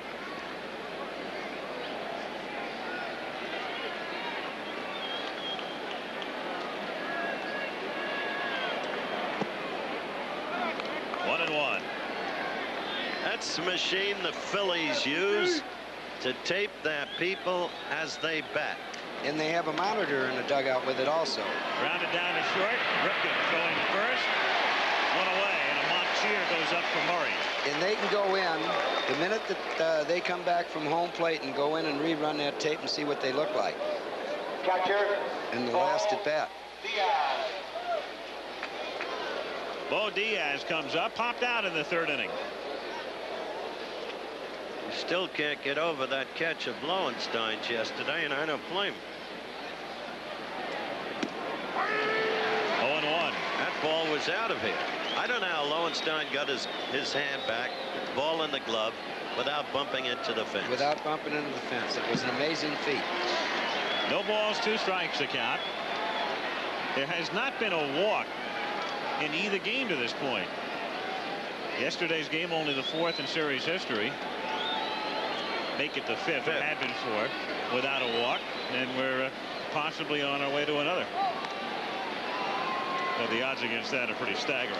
Well, this could be another of those one-run games. And who is it that says good teams never lose close decisions or one-run games? Because Baltimore this year won 20 and lost 19 in one-run games, and the Phillies won 23 and lost 23 in one-run games. So neither team has been outstanding in that regard. And it's called strike 3. Boddicker is fooled, probably looking for the fastball, and gets a breaking pitch on the inner part of the plate. Good curveball. That was a curveball that Mike Boddicker started at the hitter. He backs off of it a little bit, and it breaks back over the plate. Looked like Dempsey giving a little bit of help there when he pulled it inside, too. 4 strikeouts for Boddicker. And so Ivan DeJesus comes up, grounded out in the 3rd inning. Phillies 1, Orioles nothing in the 5th. A strike.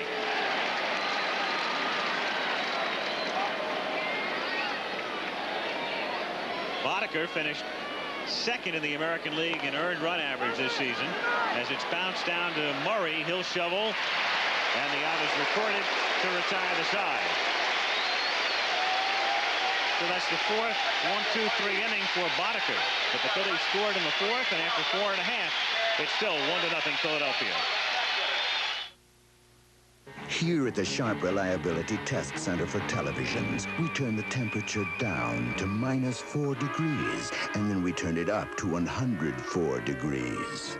This one is about to go for a little ride to find out how tough he really is. And finally, the aging test to make sure they last and last. At Sharp, sure, we played rough with our TVs, but that's only so they play nice for you. From sharp minds come sharp products. Canon is proud to be the official 35mm camera of the 1984 Olympics. Like gold medalist Frank Shorter, it takes a special breed to compete at this level. Here, the Canon AE-1 program performs. Shorter leaves the rest behind, but the AE-1 program catches him, computing as it's shooting. And it practically runs itself, even with the flash. Canon's AE-1 program, so advanced, it's simple.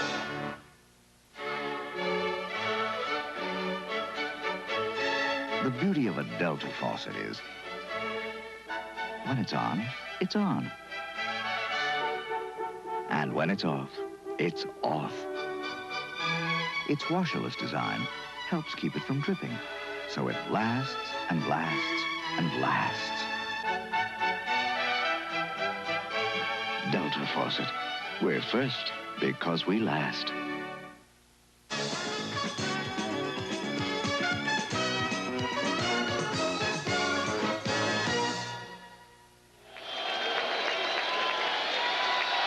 That'll happen here in Baltimore. Right now they're down 1-0. They're down 1-0 in game number 2. As we go to the bottom half of the 5th inning. Lowenstein, Dower, and Cruz come up against the rookie Charles Hudson.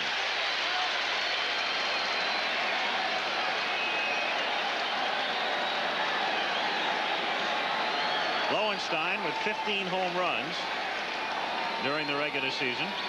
He has the only Baltimore hit, a double in the 2nd inning. Hudson taking some time to clean off his spikes. And Charles will get ready to go to work here in the bottom of the 5th inning.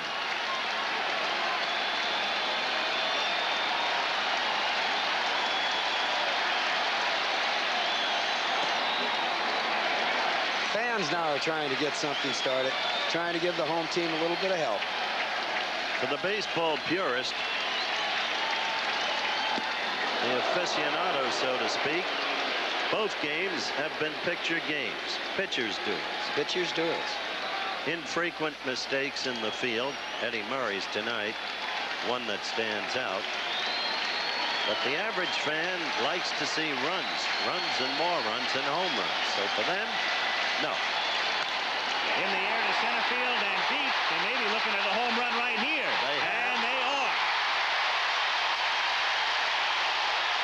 There's a little of that excitement you were talking about, especially for the hometown fans, Howard.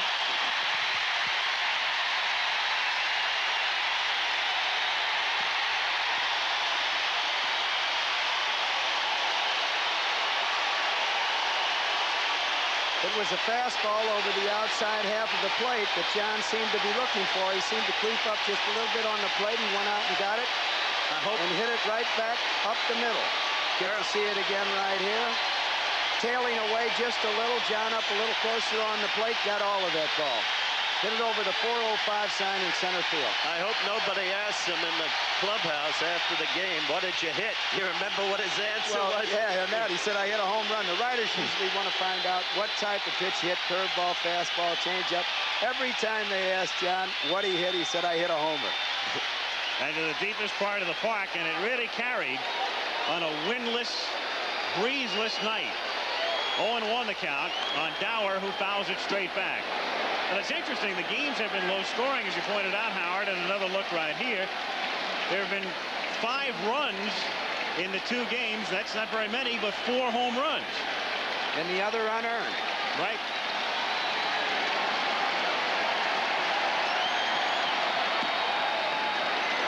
Dower hit a home run in Game 7 of the '79 World Series, and that was the only run the Orioles scored.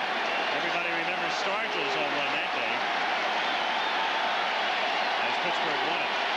Crowd has really come alive. 1 ball, 2 strikes to count on Dower.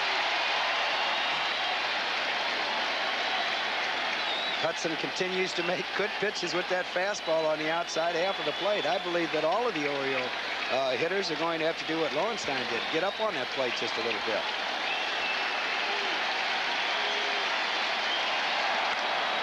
Ripped in the left, that's a base hit.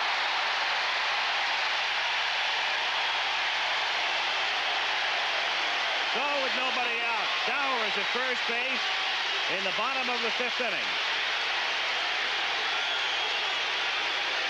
That pitch was on the inside half of the plate right there, and Dower got good wood on the ball.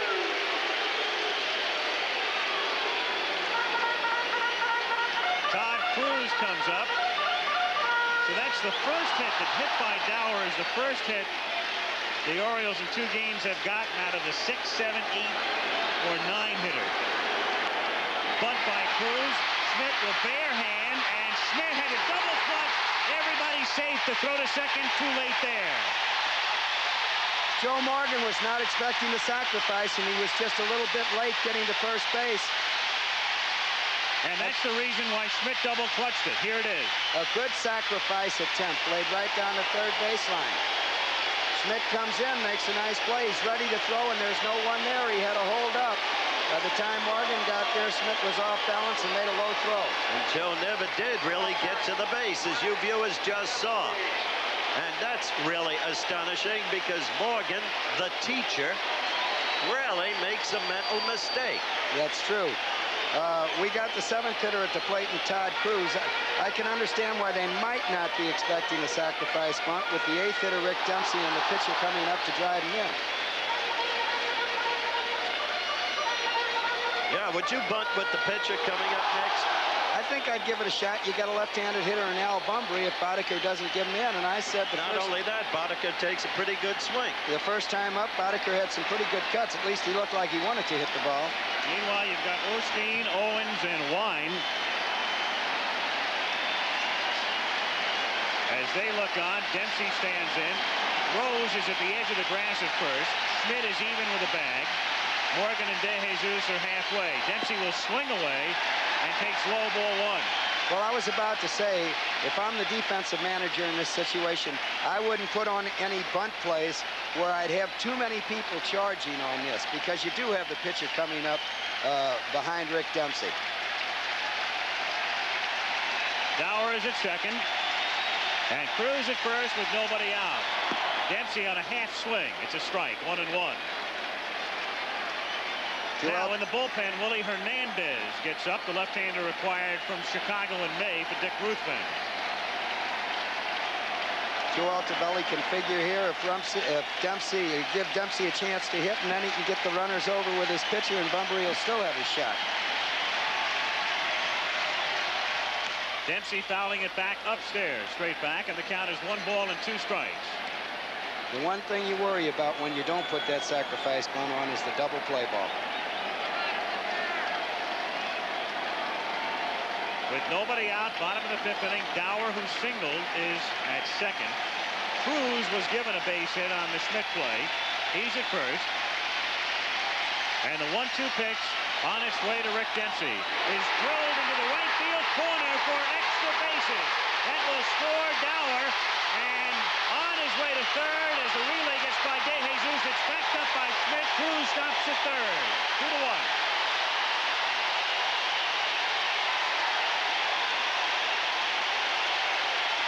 Altobelli gave Dempsey a chance to hit the ball, and Dempsey went right with the pitch on the outside half. Did a double to right field. So the spirited catcher, the team leader, you don't write him off. The Yankees know all about Dempsey. He was once a Yankee, came to Baltimore in that remarkable trade that brought Scotty McGregor and Tippy Martinez to Baltimore that we discussed yesterday. There goes Claude Osteen out to the mound. Mike Schmidt makes a nice play. As you watch LaFay play it off the wall, he has a tremendous arm, but so good in that particular case it bypasses De Jesus, and Schmidt is right there to back it up and save a run. And it's a good thing Mike Schmidt was heads up, because 2 runs might have scored on that play. Exactly so. Again from this angle, LaFay, a good outfielder, plays it perfectly, and he's in a foreign park. And the throw comes sailing in. But Schmidt saves the run. So 2-1 Baltimore. With Cruz, the runner at third. Dempsey at second. So the Orioles, whose bottom of the order had been 0 for 16 in 2 games, all of a sudden, Dower, the 6-hitter, a single. Cruz, the 7-hitter, a bunt single. Dempsey, the 8-hitter, a double.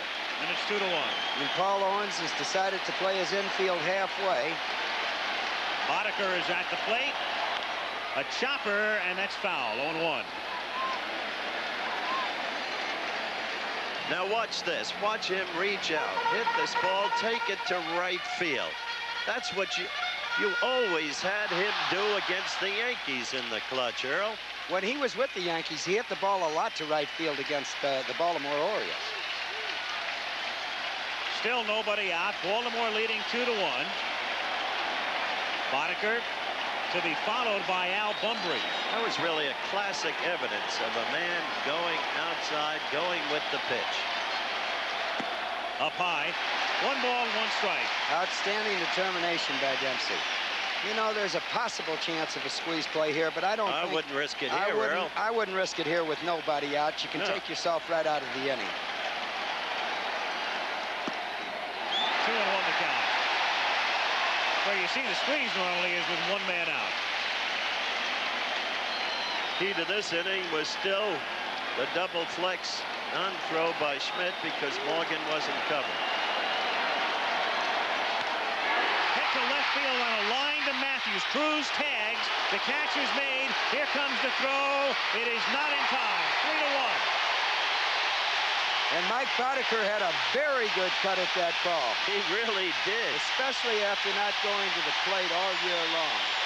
You know, he hadn't been up the plate. That's why the squeeze were out also. He's not familiar with getting that ball on the ground.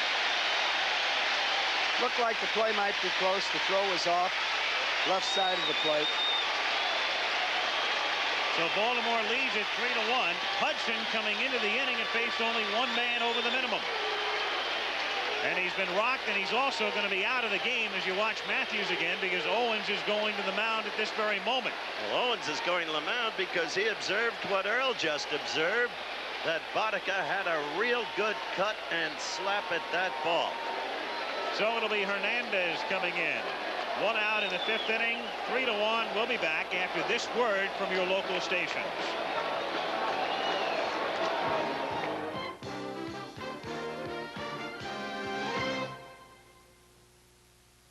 Thursday. We're on a roll. Hotel fire. Multiple entries. Trapped in a blazing inferno. Where you going? Are you crazy? Then get up there! And the trauma team is their only hope. 6! Don't give up now! Trauma Center, Thursday. At 8, 7 Central and Mountain. Tom Cruise is Stefan Georgievich, a kid with a dream. I'm looking to trade football for an education. Still be able to walk. Some people believe in it. I hate football. I just like to watch number 33 run around in those tight black pants. Others will do anything to keep him from it. It cost us the game. You quit. We didn't quit. You quit. He's only got one chance. A chance to make all the right moves. Rated R. Starts October 21st, UA Westwood, Egyptian Hollywood, and select theaters. Every 10 seconds during the past year, someone, somewhere, for some mysterious reason, switched to Burger King. Switch. Switch. Switch. Who knows why? Switch. But it's added up to millions of switchers. Maybe even You! Jerry Dunphy here. San Francisco's Candlestick Park could get a lot warmer and less windy in the very near future. That story and highlights of Game 2 of the World Series on a sports special tonight at 11:15. World Series highlights tonight at 11. When the cannon sounds, 17,000 people will take the first steps of what will feel like a lifetime. The New York City Marathon, live October 23rd on ABC. Who came over to the Phillies from the Cubs in the deal that sent Dick Ruthven to Chicago on May 22nd. Appeared in 63 games as a Philly this season and 11 others with Chicago, so he pitched in 74 total and had a career-high 9 victories. Now in the 4th inning, the Phillies got their run that way. Morgan reaching 3rd on the Murray error and LeFay hitting the sacrifice fly. But here, in the 5th inning, Lowenstein, the home run to dead center. Dower, the solid single. Cruz, the bunt single. With Morgan late covering first base. Dempsey goes to right for a double, and then Boddicker hits a sac fly to Gary Matthews. As John Shelby comes off the bench, they platoon in center field, and with Hernandez now pitching, it's Shelby who comes up to bat. And Joe Altobelli is not wasting any time, using his roster to the fullest in this game. You can see that. And while Bunbury's a pretty good defensive ball player, this fella is considered an outstanding defensive ball player, so that'll help him also with the 2-run lead. Pop foul and drifting back out of play. No balls, 1 strike. Earl, the word is, as you look at Altobelli, Shelby's the center fielder of the future when Bunbury's done. Do you look at it that way? Oh, definitely. Every day center fielder. He hits from both sides of the plate. In fact, this fella hit better in his first year than I thought he might. I thought he wouldn't be playing as much as he did his first 1 or 2 years in the big leagues. Check swing. And it's a strike. They get the call at first base from Al Clark. Al Clark at first base. I think he got it right. John's a little impatient. Little breaking ball in the dirt. What do you think, Aaron? It was a good call. No balls, 2 strikes. Outside. Interestingly enough, Shelby this season hit .264 against lefties and .310 against righties. Didn't see that many righties, all things considered, with Bunbury playing a lot, but still a switch hitter and proving he can hit from both sides of the plate. Reaching out, and the count 1 ball and 2 strikes. Dempsey, the runner at second. 1 away. He's been impatient, as most young ball players are when they get to the big leagues. One thing that helped John get into a lot of ball games is he did get off to a good start.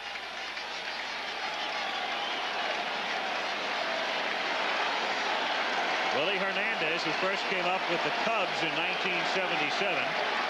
The 1-2 pitch is hit foul. Into the upper deck and bounding down below.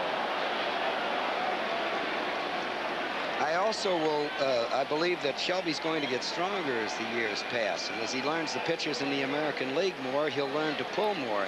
Some year, I think he can hit 15 to 20 home runs.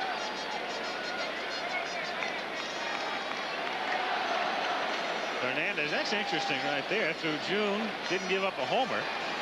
And then from July on, all 9 that he yielded this season. In only 15 less innings.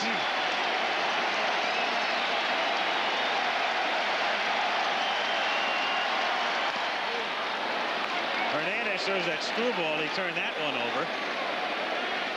And the count 1 ball and 2 strikes.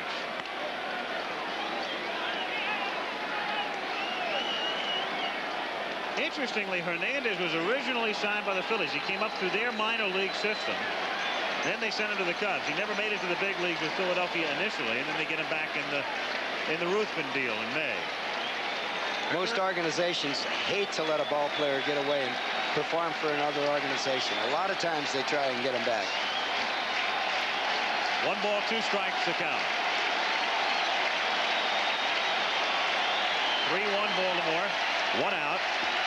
Bottom of the 5th inning. Screwball fouled away.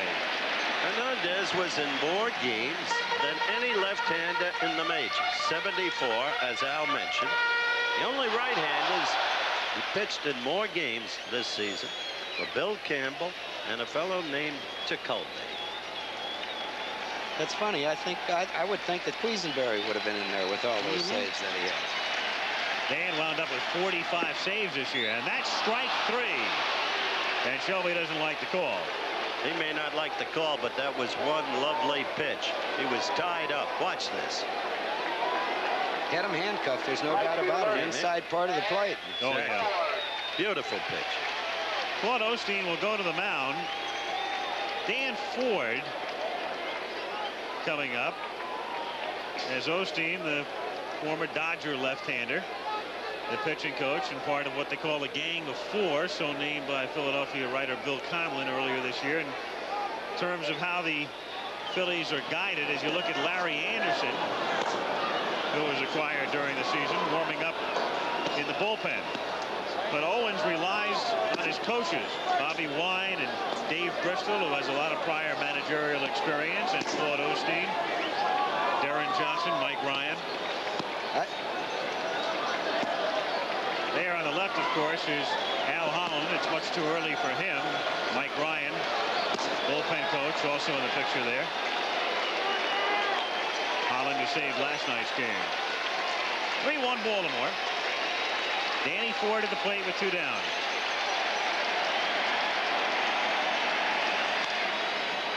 Fouled away, out of play. 0-1 the count. Well, in starting Dan Ford against a right-hander, it now turns out that Altobelli saved a ball player. Really does, doesn't it? Yes, it does. Dan's up there against the left-hander. If Jimmy Dwyer were in the ball game, Dan would be coming out of the dugout pinch hitting for him.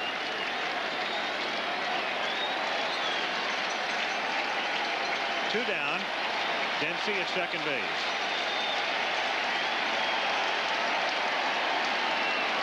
Oh, look out. Whoa. Danny Ford in the helmet, I hope. It sounded like the helmet. And thank God for batting helmets. We faced this situation 2 years ago when Goose Gossage struck Ron Say in a very similar manner. Just pitch got away, obviously, from Hernandez, who immediately sprinted toward the plate, realizing what had happened. Ford has been beleaguered with bad luck in the late going of this season. Well, that's Ralph Salvon, the longtime trainer, and Cal Ripken, the third base coach. It sounded like it hit the helmet. It sounded like it made contact with plastic from here anyway. Well, we can just give our prayers for the fact that that helmet was there, because once it wasn't. The story of the batting helmet we told you during the World Series 2 years ago. That's the helmet. It began really in 1947 in a game in Columbus, Ohio. Look at this terrible scene again when a pitcher named Jim Kirk struck the doty, gritty little Don Zimmer in the head, and they had to put a plate in Don's head. Later, Zimmer would be hit again by a man named Jeffcoat, but Mr. Branch Rickey, as they patch up the eye right there, there's apparently some blood. He wears glasses, and of course they could have shattered upon impact. think he wants to stay in this game. It looks like he does. It looks like he's telling Joe Altobelli that he can stay in there. Just to fill out the story, Earl, it's a story you're intimately familiar with. Originally, many batters didn't even want the helmets, and it was optional. But now, that helmet is there. Another look, and of course, as I say, Danny wears glasses, so as the pitch comes in, it may have made contact with the metal frame. Let's see. Difficult to tell exactly where it hit. Looked like the side of the bill, perhaps. Remember, Earl, when you were in the Southern League, New Orleans, Nashville, wasn't it? And New Orleans and Branch Rickey started the helmets in professional baseball, and all the Pittsburgh affiliates, including the Major League Club, wore the helmets not only offensively but defensively. And when the helmet first came into the major leagues, there was a grandfather rule. The people that were there didn't have to wear the helmet by choice, only if they chose to. And there were many players that chose not to wear the helmet, but just a small liner. That small liner would never save injury there. Well, the glasses did not shatter. He puts them back on. He acknowledges to the crowd that he's okay, and they respond in kind. Hernandez, with first base open, probably just trying to move him back a little bit. Danny crowds the plate, of course. The glasses flew one way, and of course, we didn't carry through on the picture, but Hernandez moved quickly up to the plate, filled with a very deep concern for the pitch that got away. And it knocked the helmet 3 feet the other way. Well, it's good to see Dan Ford up. Well, Ford is at first base, and still at second is Dempsey, and the 8th man to come up in the inning is Cal Ripken, who has flied to right and flied to center. Ripken in the 2 games is now 1 for 6. Baltimore leading 3-1, bottom of the 5th. And with Cal Ripken and Eddie Murray coming up, this is the first chance to break one of these ball games wide open.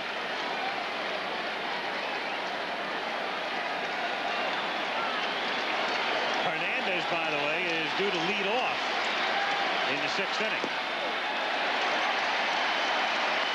So that's why Anderson was up. How much does what happened to Hernandez affect him now, do you think? It's up to the individual, but I'll tell you this, Howard, if I was on the mound, it would affect me. You can't get that kind of thing out of your mind. Sometimes it's really tough. 2 balls, no strikes to count. Dempsey at second. Ford at first. There was a pitcher at California named Tatum who hit Paul Blair in the eye one time and never was effective afterwards. Ken Tatum, yeah. 2-1 the count.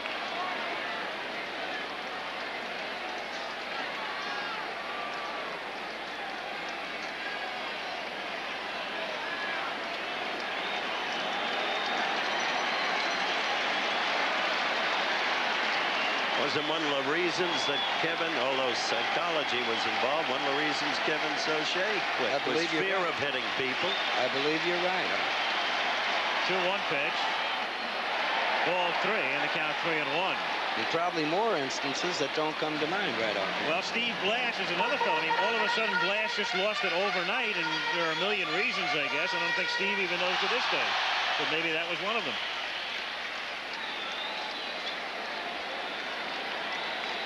Three balls and 1 strike to count on Ripken. Now we can see Ripken's stance here. Back in the box, almost out of the box, off the plate. He's got to quit swinging the pitches on the outside half of the plate. Little looper foul. And the count 3-2. He can cover the strike zone, but if it's 3 or 4 inches outside, and it looks like that's what they're doing with him, and he's chasing him, he's not going to be able to get any good wood on the ball. Full count, so the runners will go with a pitch. Dempsey from second and Ford from first.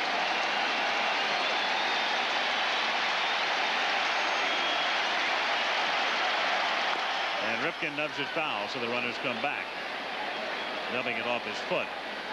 3-2 on Cal with Murray on deck, the 8th man to bat here in the inning. That was a good ball, good pitch by Hernandez. That ball was sinking. Tough pitch to hit. Well, that's a science of pitching. He had been on the outside half of the plate and then tried to get under his hands with a sinking fastball. Sinkers and screwballs. His staple. As the 3-2 pitch is outside for ball 4. So Eddie Murray comes up with the bases loaded. Now Murray comes up in a different situation, Earl. They're not going to be booing him now, and some of the pressure upon him has been alleviated. He's ahead. Look at that graphic. He's a great player. There's no question about it. He doesn't have to worry about his failures in the '79 series now. He doesn't have to worry about the ball he dropped to give the 1 run to the Phils that they have in this game. He can be a more relaxed hitter, and maybe he will burst out, show his real ability.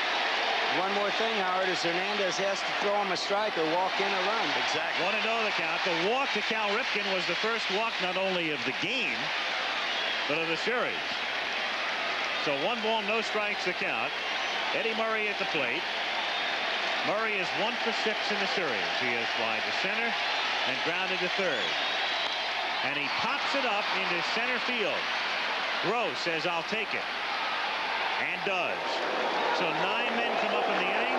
The Orioles get 3 thanks to the bottom of the order. And at the end of 5, it's Baltimore 3, Philadelphia 1. Sean Connery makes a welcome return. This is the better Bond, and by a wide margin, declares the New York Times. Sean Connery is back and greater than ever, says Rex Reed. Joel Siegel says Connery is wonderful. For Bond fans, I was up there cheering. It's inventive, imaginative, tension-filled fun, says the Los Angeles Times. And Gene Siskel of At the Movies declares 007's a winner again. See Sean Connery in Never Say Never Again. Rated PG. Now playing. Here comes the all-time favorite on a sesame seed bun. He's McDonald's Big Mac. He's always been #1. It's the leader of the pack. McDonald's great Big Mac. 2 pure beef patties, lettuce, pickles going in. Special sauce is a hit. Gotta give him a spin. Mellow cheese melting down. He's at the top of the charts, all over town. Leader of the pack, Big Mac. The Olympians, that tough breed of steel-belted radials from Kmart. Warranted to go the distance. Made by Uniroyal, Olympian's aggressive European all-season tread takes every grueling mile in stride. Olympians, warranted to go the distance. And now you can get the Olympian 2 with its 45,000-mile wear-out warranty at a very generous sale price, as low as $37. Olympian 2 by Uniroyal. More proof. We've got it, and we've got it good. Saturday on Fantasy Island. Oh, my. A working girl's search for true love traps Rourke. Welcome to the party. Under her spell. Saturday at 10, 9 Central and Mountain.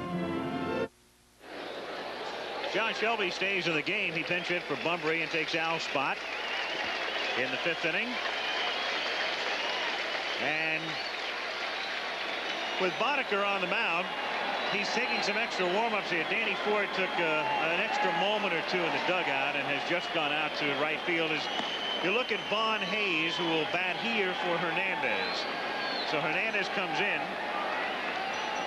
and works 2/3 of an inning, and Anderson has been warming up in the Philadelphia bullpen. So it's Von Hayes, Joe Morgan, and Pete Rose. Well, let's see what the long rest does, if anything, to for Boddicker, because through 5 innings, Boddicker had thrown 59 pitches, 39 of them for strikes. 3-1 Baltimore. There's Ford. Danny still wiping the area in which the contact was made. As Hayes settles in. Vaughn acquired from Cleveland for 5 players in the offseason, including Manny Trio and the brilliant young shortstop Julio Franco.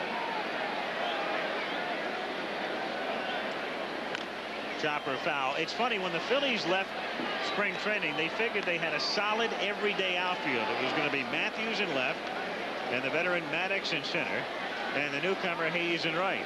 And all of a sudden, here they are in the series. Matthews has played in both games, but he's been basically platoon. As Hayes swings and misses, they're platooning in center now with Gross and Maddox. They're platooning in right with Liscano and LaFay. And Hayes not even in the platoon picture at the moment. But as we mentioned last night, those who see this club every day say it's just a matter of time, and Hayes will be in the lineup every day. He certainly looked like a real good ball player against the Baltimore Orioles last year. He drove in 18 runs against us. And when I saw Tippy Martinez before the game, he got him out last night. He said, I finally got that man out, Earl. 2 balls, 2 strikes the count. Boddicker has allowed just 1 hit, the single by Morgan, and that was an infield hit, and down goes Hayes. So that's 5 strikeouts for Mike Boddicker. That might have been the flush, Earl. That definitely was, and a good motion. They just can't hold up on that pitch, and it tails away from a left-handed hitter. The combination fork-ball change. As we mentioned before, they get the name, a combination of forkball and fish, because not only the Oriole pitchers, a lot of pitchers call the changeup the fish, which is short for dead fish, because it comes up like a dead fish. Morgan takes low, ball 1.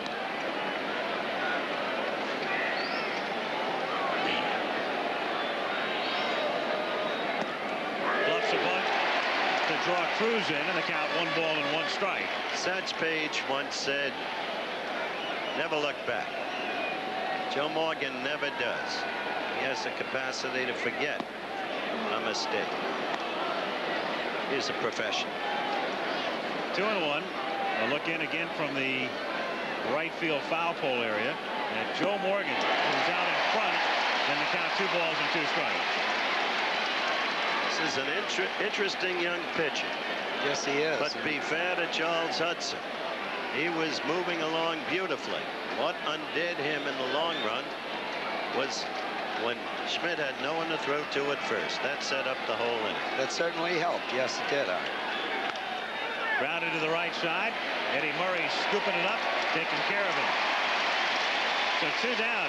Hey, with a little bit of luck, Boddicker's pitching a no-hitter at this point, because Morgan has the only hit, that ground ball to the right of Ripken, and had he fielded it cleanly, he would have gotten him in all likelihood. And he's that close to pitching a no-hitter right now. 2 down, and Pete Rose, the batter, struck out in the first and then bunted in the 4th. He was trying to advance Morgan, and Dempsey made a nice play to hold Morgan at second and get Pete.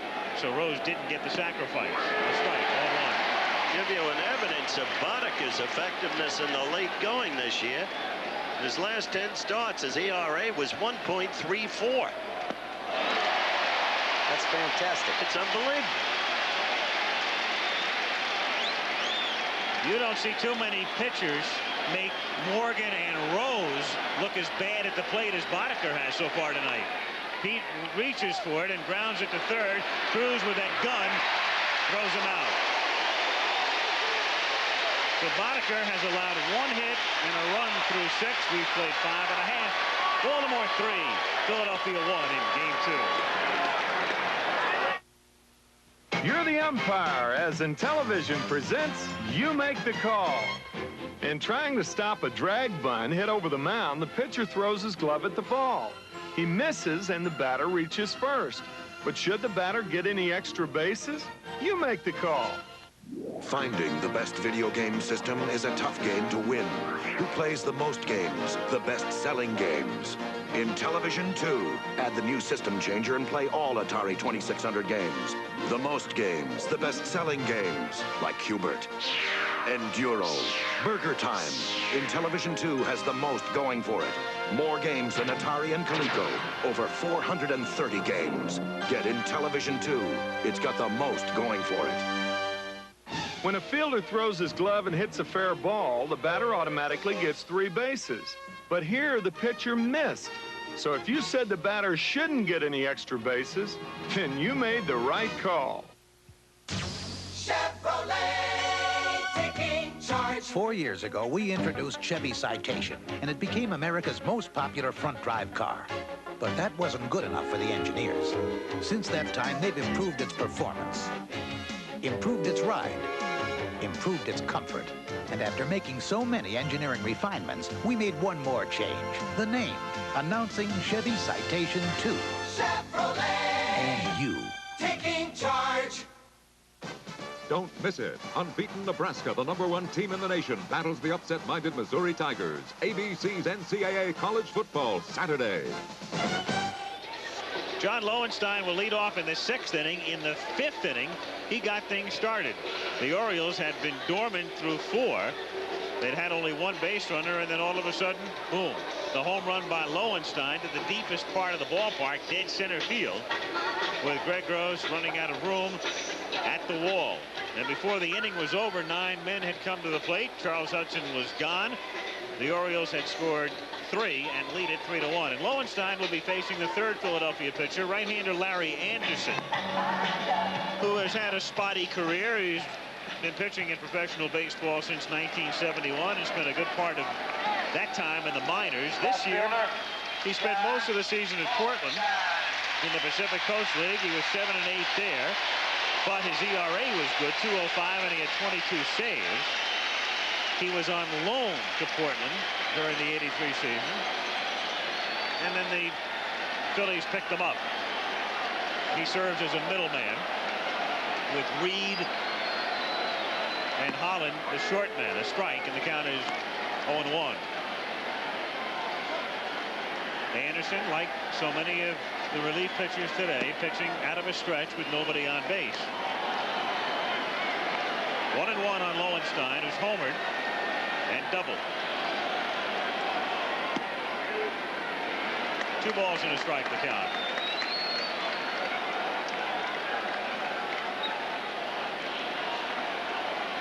It's Storm Davis just getting in some work in the Baltimore pen. He does not figure to start, as Altobelli has indicated it'll be Flanagan game 3, and then it'll go back to McGregor for the 4th game on Saturday. If you're wondering about Jim Palmer, yep, he's one of the long men. Hit in the air to left field and curling down the line, and it is foul, just foul. Just barely sliced foul. Lowenstein thought he had it. He thought he had it in there. Kiss it goodbye. That's the telltale sign that was used before John hit his first home run, or his only home run of this game, in fact. But look at this. Was fair all the way till the last minute and just hooked foul. And that's one of the reasons you have umpires down the lines in the World Series and playoffs to make those calls, and Dutch Rennert was right there. I've seen many a call like that missed during the regular season. Oh, yeah. Well, Rennert's about 40 feet away from it. In the regular season, you're about 180. Big difference. Hit on a hop to Rose, who stays with it, shovels to Anderson in time to get him. So 1 away.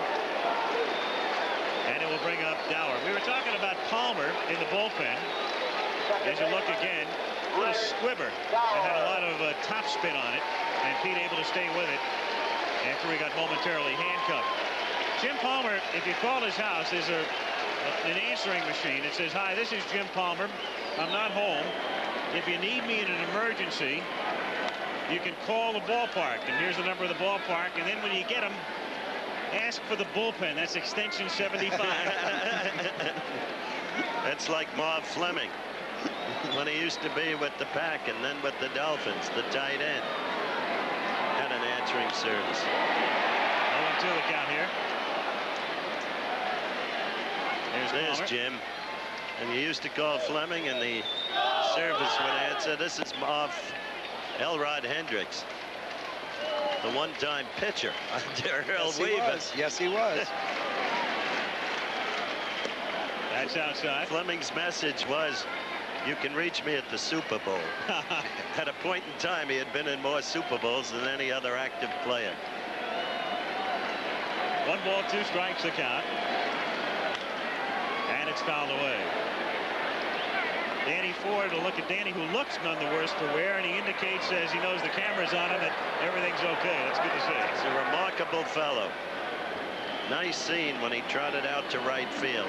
Fans giving him the ovation he deserved. Well, Dower had a hit last time up. He had a couple good cuts on some pitches on the inside half of the plate early at this turn at bat. But there he started chasing the pitch that's outside out of the strike zone again. 1 ball, 2 strikes with 1 out and the bases empty. And a soft liner to De Jesus. Why do you like Dower so much? Dower gives you everything you got, Howard. He's a manager's type of ball player. He does the hitting behind the runner, the hitting running, puts his body in front of the bad hop, sure hands. The play that we saw last night when he dove into the runner to catch a bad throw by Todd Cruz. Manager's type of ball player. And he used to call you what, Earl? Took him 3 years to learn to call me Skip or Earl. He called me Coach when he came out of college. Grounded to third, and Mike Schmidt throws him out. So that's an easy inning as the Orioles go out 1-2-3. Facing Larry Anderson, and we'll go to the 7th in game 2. Baltimore 3 and Philadelphia 1. 2 blades are better than 1 blade. I get the fish if I can get. 2 blades are better than 1 blade. That's the good news razor from Gillette. The Good News disposable razor with 2 blades is better than any single blade disposable. With Good News, the first blade grabs the whisker and shaves it. Then the second blade can shave it again before it snaps back for a closer shave. 2 blades are better than 1 blade. That's the good news razor from Gillette. The good news razor from Gillette. For years now, we've been kidding Jim here about his eyesight. The fact is that Jim has the eyes of an eagle. Thanks, Boog. Why, he's one of the first guys to spot light beer from Miller. Saw right away that light tastes great and it's less filling. Sure, all you have to do is read the label. It says light has 1/3 less calories than a regular beer. I think you want this, Jim. Oh, yeah. Oh, no. As I was saying, it's as plain as the nose on your face. Light beer from Miller. Everything you always wanted in a beer, and less. Oh, I don't believe this. Hi, I'm Ozzie Smith of the St. Louis Cardinals. Ever since I was a kid, I dreamed of making the majors and getting on a baseball card. It was hard work, never giving up and never giving in to drugs. Drugs can send you so far into left field, you may never come back. So here's the pitch. Drugs are a sure way to strike out. If you want to be a winner and see yourself on one of these, stay clean. Join the team against drugs. Message was furnished by Major League Baseball. Jennings, intelligent. Yes, he is smart, but he couldn't do what he does if he weren't. ABC's World News Tonight with Peter Jennings. The difference can be distinguished. Okay. Number 1 ranked Nebraska taking on Missouri. 3:30 Eastern time. College football will follow game 4 of the World Series on Saturday. And it begins at 3:30 Eastern time, 12:30 on the coast. Bowie Kuhn, the departing commissioner of baseball. Taking off some weight. Looks very good indeed. He does. Spent a good part of the summer with you, didn't he, in the Hamptons? Mm-hmm.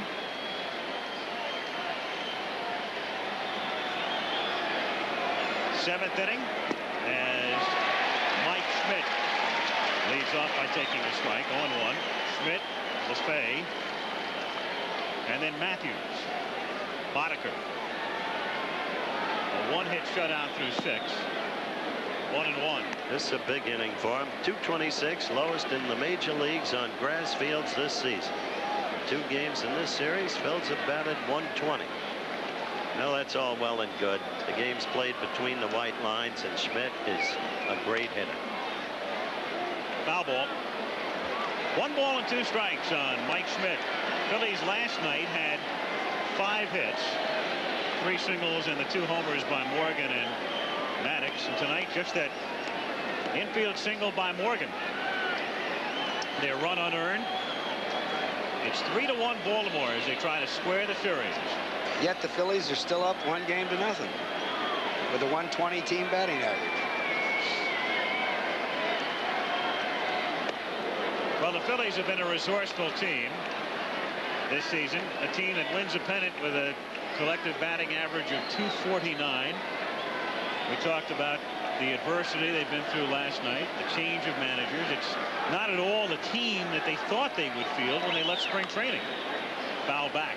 So they have adjusted during the course of the season, and right now 3 victories away from a world title. And the fellow that's at bat gave him 40 home runs, and that's going to win you quite a few ball games. And 109 runs batted in. And he is almost desperate to bust out. I ran into him quite by chance. He was shopping with his wife today. Hits it in the air to right field. And Danny Ford will wait for it to come down, which it always does. 1 away.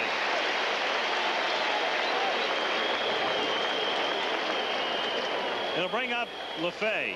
The Phillies resourceful in the sense the batting average was low, but when you look at runs scored, they were 3rd in the league, 9th in team batting average. So what it tells you is they normally got the hits when they needed them. Exactly, and they know how to win. There's something about this group of players. Strike to LaFay. There's John Denny, last night's pitcher, and Kiko Garcia also in that shot.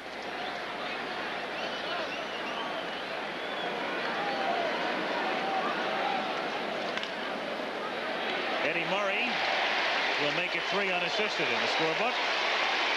And there are 2 down. Since the error by Murray, Boddicker has retired each man he has faced, 10 in all. Quite a performance. Thus far. I know if you're sitting on the bench watching a Boddicker pitch, you want to get up to home plate and just see how the heck he's doing it. But Jim Palmer said he throws harder than a lot of people think. Is that 90-mile-an-hour pitch that we had early in the game will testify to. And Jim Palmer also said he throws slower than anybody thinks. 1-0 the count on Matthews, and that's a strike. You're right, Earl. He looks like the kind of guy. Pete Rose used to sit in the clubhouse once in a while and watch a pitcher on television and say, "Get me a bat." And he's that kind of a pitcher when you see him on TV. 2-1, but I think people have seen him on TV enough last week and this to understand right now that he's doing something right. Well, the amazing thing is you think that they'd start timing him now, become more accustomed to him, but the graphic that we showed earlier shows that he gets better as the innings go on. 3-1. And the graphic you just saw shows how he allows less hits than innings pitched, which is another excellent index to pitching efficiency. Ripped into right field, and that's the first clean hit tonight for the Phillies. Gary Matthews, who had 1 hit last night, so he has 2 in the series, and it will bring up Gross. Well, that was one of the very few pitches that Boddicker threw right down the middle. The count was 3-1, and with a 2-run lead, he did not want to walk anybody.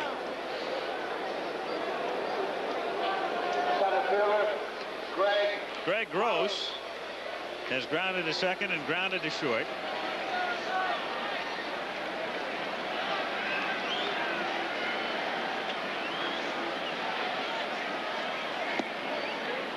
One and oh.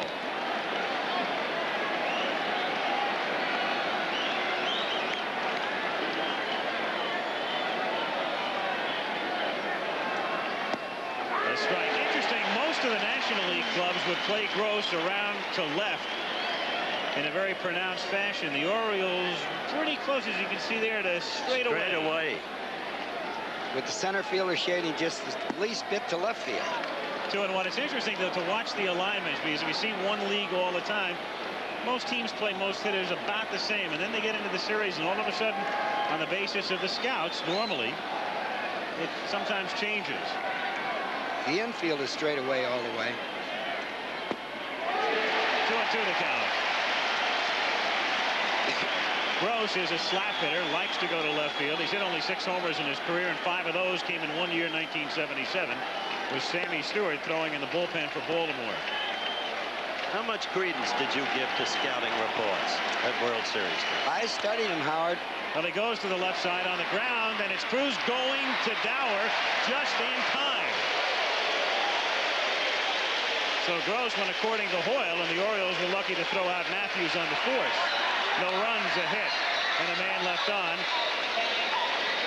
As you look at Matthews, the throw getting there along with Dower just in time to get Gary and end the top half of the 7th inning. Dower got a late start there. He thought Cruz was going to throw the ball to first base, and at the last minute just beat him into the bag. So in the inning, no runs are hit and a man left on. We'll go to the bottom of the 7th inning in Baltimore. The Orioles on top 3-1.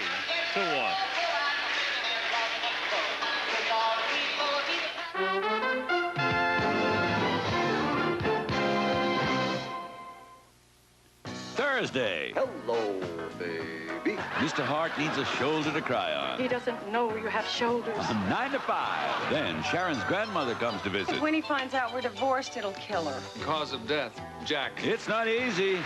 Tomorrow, starting at 9, 8 Central and Mountain.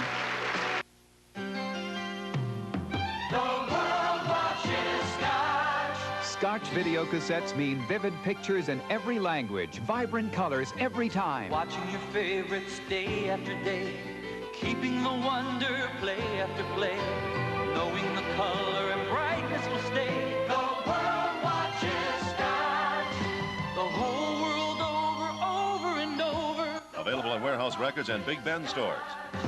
The whole world over and over. The world watches Scotch. The Emmy winner for having pioneered and perfected videotape. Picturing all the things you can do, seeing the magic always come true, knowing the sharpness will always come through. The world watches Scotch. The world watches, world watches, world watches. Available at Warehouse Records and Big Ben stores. Jerry, don't fear. Jogging can be hazardous to your health. We'll tell you why on Eyewitness News tonight at 10:45. Plus a special report on physical fitness and how some celebrities shape up for demanding acting roles. Get that perfect body this week at 11. Exhale. Al Michaels, Howard Cosell, Earl Weaver. We start the bottom of the 7th inning with Rick Dempsey taking a strike. Game 2, Baltimore on top 3-1 as they try to square things. Off day tomorrow, and then Game 3 in Philadelphia Friday night. Dempsey popping it up in foul ground. Rose coming over, but he will run out of room. It's back in the dugout. 0-2. We talked about what Baltimore has done under its mayor, William Donald Schaefer. It's been a remarkable urban renewal process. It's only fair to liken what Philadelphia has been doing in the same vein. I tell you, Dempsey strikes out swinging. You go along that Schuylkill River and you see those old restored homes. Gives you a feeling of the roots of this nation. It's a beautiful place and a beautiful feeling. You were always good in the double skull. I'll take you on tomorrow as the hand builds for Boddicker. Great ovation for Mike. Not only for what he's done tonight, but remember, he shut out the White Sox in Game 2, a critical game last week in the playoffs. Tying a league championship series record, 14 strikeouts. 1-0 the count. And you don't figure a finesse pitcher is going to get 14 strikeouts. 2-0 now. Howard, the way you analyze cities, I can't wait till next year when I get you out to my hometown, San Francisco, for the All-Star game. Bring your overcoat. It's July, but you'll need it. Or will you be in the Hamptons that night? Probably. Grounded down to short. And De Jesus takes care of him. I'll be judging the pet show. Yeah, like you did this year. 2 down. Well, the Baltimore Orioles pitchers didn't start taking batting practice until the World Series began. Joe Altobelli was afraid that someone might get hit with a pitch in batting practice during the playoffs and not be able to perform. But the way Boddicker swung the bat all night long, it looked like he's a pretty good hitter and been taking batting practice all year. Anderson has retired the 5 men he's faced as Shelby stands in. Shelby struck out in the 5th inning. Pinch hitting for Bumbry, who started the game in center. 0-1 the count. This Philadelphia team hangs tough. I'll tell you, Anderson's come in. He's done a job. Hernandez collected himself after the terrible incident when the ball got away for him and struck Ford on the batting helmet. But they hang tough. 1-1. This series is beginning a lot like One we had in 1980 for sustained drama, maybe the best I've ever seen between this Philadelphia team and the Houston Astros. The playoff series. Yep. You were with me then. No, I was doing the other series that year. New York, Kansas City, which the Royals won in 3. I was watching you, though. Oh, the Brett home run against Gossage. Yeah. Right. Without Pine Tar. Without Pine Tar. I was going to say that, Howard. 2 balls, 2 strikes the count. That Pine Tar might have been there and nobody noticed it.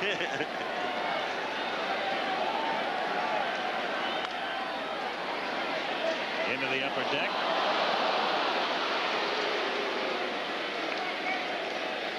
The Oriole mascot. Sitting back and enjoying it now, isn't he? Not so the Philly fanatic. Fouled back again. 2-2 the count. 3 runs, 5 hits, and 1 error for Baltimore. 1 run, 2 hits, and no errors for the Phils. 2 out and the base is empty. Anderson working his last inning here because he's due up 3rd when the Phillies come up in the top of the 8th. Diaz, De Jesus, and then the pitcher spot. Wrapped foul by Ripken. 2 balls, 2 strikes. Last at bat, John Shelby was batting right-handed and must have fouled off 6 or 7 pitches. Cal Ripken Sr., the 3rd base coach, and of course the father of the Orioles shortstop, and one of the men they very seriously considered as the successor to Earl Weaver. Grounded to the right side, and Morgan goes out on the grass, and off balance doesn't get it. Shelby can fly, and Rose questions the call by Clark. Joe Morgan went a long way for that ball, and his momentum was carrying him out to the right field foul line and couldn't get a lot on that throw. Even more than that, didn't he have a little trouble with it when he got to it? Well, we get to see it right here, Howard. He's got it. But up in the heel of the glove. He had to go so far, he had to throw off balance and didn't get quite as much on the throw as he wanted. Very good call by Al Clark, the first base umpire. That is the Philly fanatic, of course, minus his normal uniform. I guess he had to take it off in Baltimore. Young Raymond, I'm trying to remember his first name, but his father is football coach down at Delaware. Yeah, he turns out great teams, too. We have a run situation here, fellas. Shelby at first base with 2 down. Here was Danny Ford and what happened the last time. So it's a sheer delight under these circumstances just to see him standing in for his next at-bat. This takes a little guts, too, believe you me. Yes, it does, Howard. Best thing to get right back in there, though. Well, the Phillies are thinking run situation and pitched out. Ronsay did and had a big game.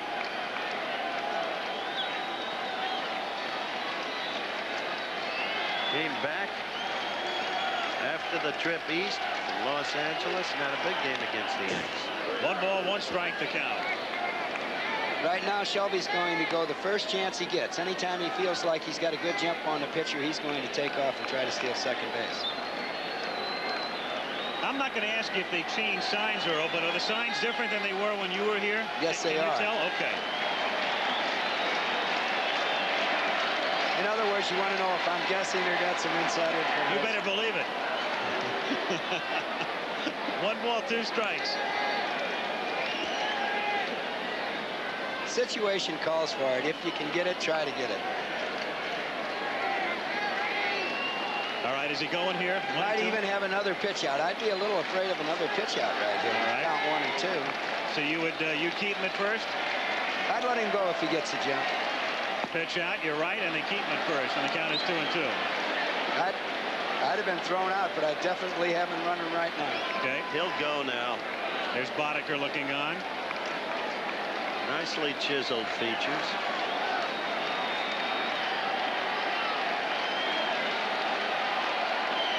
He doesn't go, and Ford loops it into right field, and that's a base hit.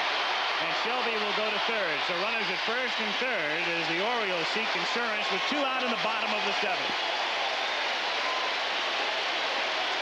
I'll tell you, look at Dan Ford. Incidentally, his best power is to right center. He's got good power to right field. He stayed right in there, Howard. He didn't give an inch. That's right. The ball wasn't hit real good, but it takes a lot of nerve to walk back up there, just like you mentioned before. What we have right here now is Cal Ripken coming to a plate in a situation where they have to give him a pretty good pitch or face Eddie Murray again with the bases loaded. Interestingly, in the 2 games thus far, the Birds have gotten virtually nothing from Ripken and Murray, their big hitters. A single, fighting off an inside pitch, grounded single by Ripken last night, and Murray with that single to left field. And that's all. There's a fake move to third. They throw to first and almost get him, and Rose is mad again at Al Clark. That's a play. You see that a lot. That fake to third, throw to first. You almost never see it work. This is about as close as they'll come. Well, he had Dan going the wrong way. And he executed it, did Anderson perfectly. Throw just a tad high as Rose comes down on the shoulder and the hand gets in. Grounded to the right side. That's through for a base hit. Shelby scores. Ford is going to third as the ball dies on the grass, and it's 4-1. 2 straight hits off of 2 pretty good pitches. Neither ball was hit hard, but they both found holes. One of them in the outfield and one of them in between the first baseman and the second baseman. Rose holding the runner at first base, and that opens up the right side of the infield in this situation, and Ripken putting it through. There's Rose, a pitch on the outside half the plate. Cal tried to go with it, and he got it in the hole. As I said, the ball wasn't hit hard, and that allowed Dan Ford, who we see rounding second, a chance to go to third.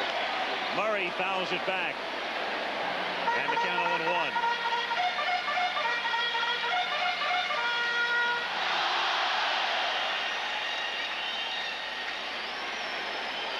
Phillies scored first in the 4th, but Baltimore 3 in the 5th, 1 here in the 7th, and it's up and away. 1 ball and 1 strike on Eddie Murray with Ford, the runner, at third.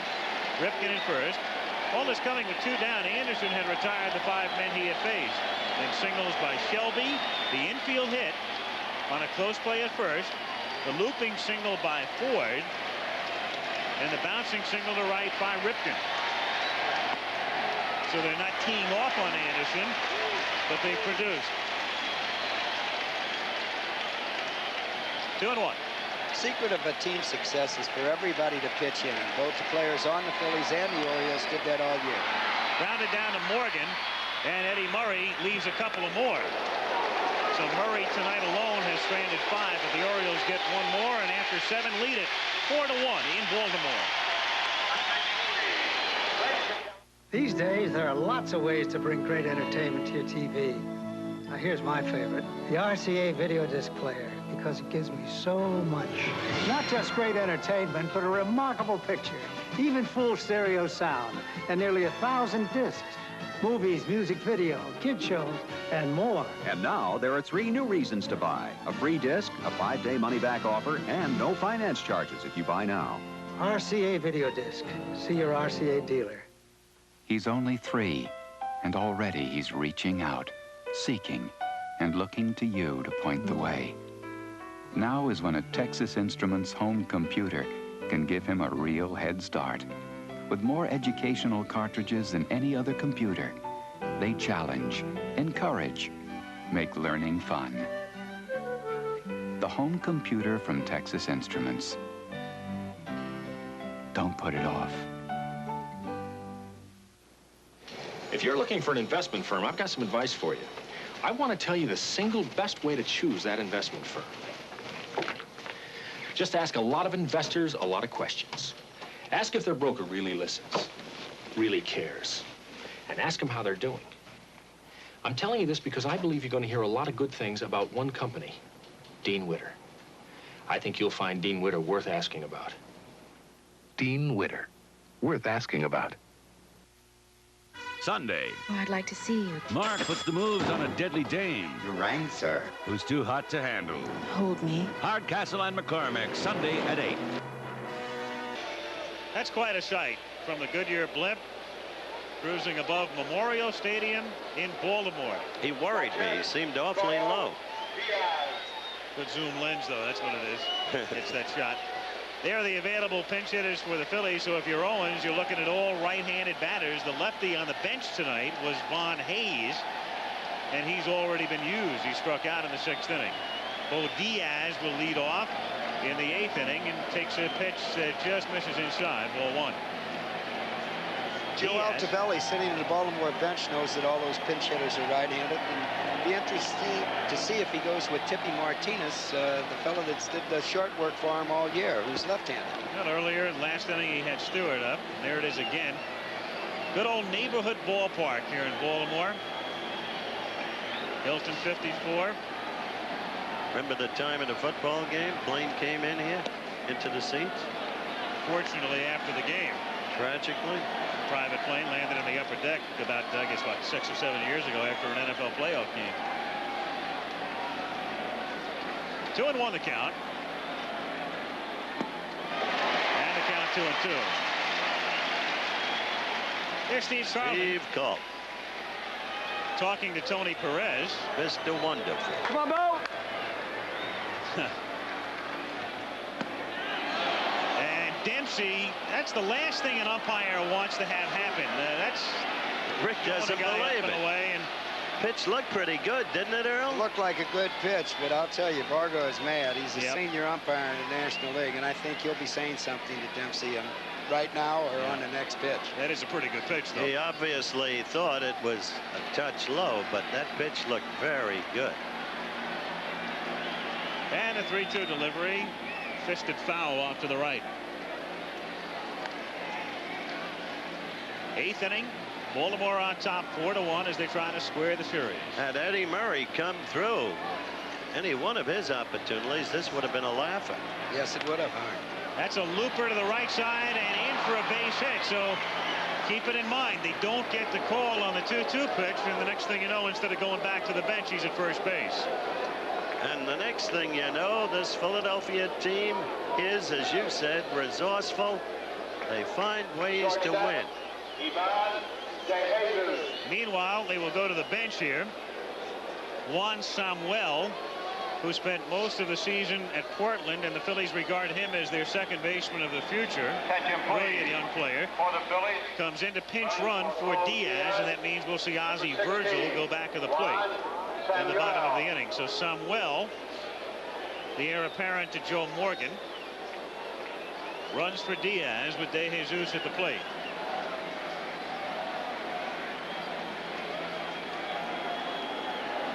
Two of the 3 hits that the Phillies have at this time came when the count was 3-1 and 3-2, and Mike Boddicker had to go down the middle with a fastball.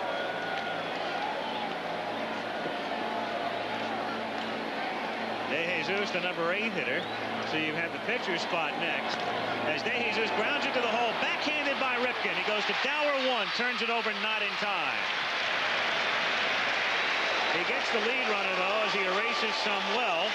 And with 1 out, they'll go to the bench, and it will be Tony Perez to pinch hit. It was a nice play by Ripken. We'll see it right here. He timed that ball. When he first started playing shortstop, he tried to get in front of this ball. He took it on the right hop, poised himself, gave a good throw to Dower, and now there's 1 out and a man on first base. A look at Ripken, who started last season, of course, at third, and then Earl moved him over to short. And here is Tony Perez, a great gentleman, a man who they thought might retire, and a man who didn't figure to wind up in the National League because he'd been the DH at Boston, and then it looked like he was gone. And Rose, among others, convinced Paul Owens and Bill Giles that he'd be a good acquisition for him, and he paid off for them this season. He certainly did. Great type of player to have on a ball club. Tony inspires other people and says the right things at the right time. He's the type of person who can go around and put his arm around you to pick you up when you're in a slump. 1-0 the count. Intangibles. Well, you talked about the chemistry the Reds had in those years. He was part of the machine, of course, with Rose and Morgan and Tony Perez and people like that under Sparky Anderson. And you can see part of the reason the team had the success it did. Having a big affair, by the way, October 22nd for Johnny Bench. Bob Hope, among many others involved, and former President Ford. Perez is a high chopper to Dower. He goes to Ripken and back to Murray, and it's a double play. So the leadoff single after the disputed call on the pitch, but it does no damage.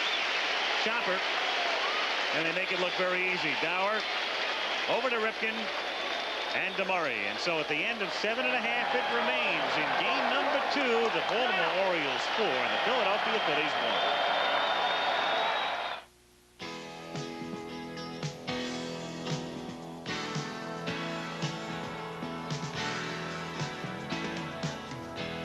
It takes a lot of groundwork, dedication, and strength to become airborne. The Delta professionals know that when each team member does well, the whole team gets stronger. That's how we can extend our very finest to you, both on the ground and in the air. To be a champion, it takes team spirit, and Delta is ready. What company sold the most small copiers in the U.S. last year? Oh, I'd say Xerox.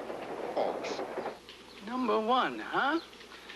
How about Number 1 small copier, Sharp. Right. How'd you know? Simple. I sell copiers. So I know Sharp doesn't cut corners to cut space. Their small copiers do big jobs, so they sell big. You don't seem very happy about it. I'm not. I sell Canon. Sharp, the #1 company in small copiers. From sharp minds come sharp products. It's one of my bigger days. Let me buy a beer. Sure. These fans, I love them. When I came in, they didn't recognize me at first, but then when I told them who I was, next thing you know, they're buying me my favorite beer, light beer from Miller. They know us ex-big leaguers drink light because it's got 1/3 less calories than their regular beer. It's less filling, and it tastes great. Thanks. Hey, it's a pleasure to buy a beer for a great pitcher like Whitey Ford. Hey, so I lied. Light beer from Miller. Everything you always wanted in a beer, and less. Hey, Whitey, I thought you were a lefty. Oh, that's right.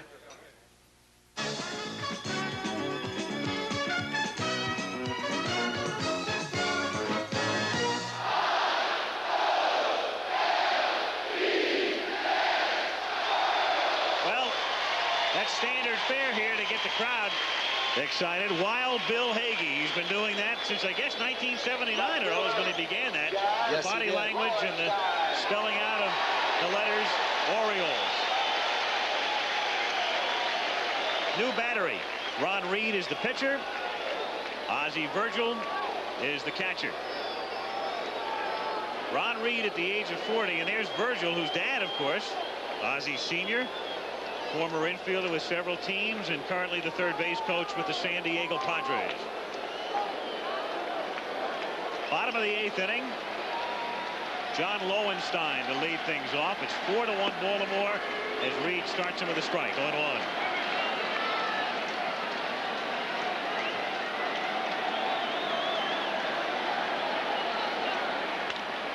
Hit to the left side and through for a base hit. So Lowenstein with 3/4 of the cycle, a double, a home run, and now a single here in the 8th inning. That's hit number 9 for the Orioles. Lowenstein swinging a bat with a lot of confidence. Went right with the pitch. He got a pitch on the outside half of the plate and drilled him into left field. By the way, I hear your ex-second baseman, Davy Johnson, may be the manager of the Mets. That's what it's reported, Howard, and I think they're supposed to announce it tomorrow. There is the big hero in the clinching game Saturday, Tito Landrum, who had been in the minors in the Cardinal team much of the season. He comes into pinch run. He hit the home run at Comiskey into the upper deck on Saturday. That turned out to be the winning run in the 10-inning 3-0 victory. Landrum running for Lowenstein. Dower 1 for 3 at the plate. Bunting foul. 0-1. You don't need to give me that look, Howard. I would be bunting in this situation. You would be, I'd be going after that 5th run, yes. Keeps the grand slam from beating you. Reggie Jackson shaking his head no.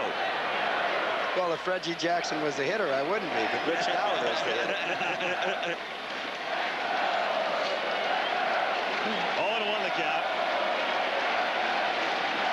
Schmidt ready to charge in from third. And he bunts a pitch that was inside. And again, it's fouled away. 0-2. So Reed coming right in on his hands. And Landrum will go back to first base.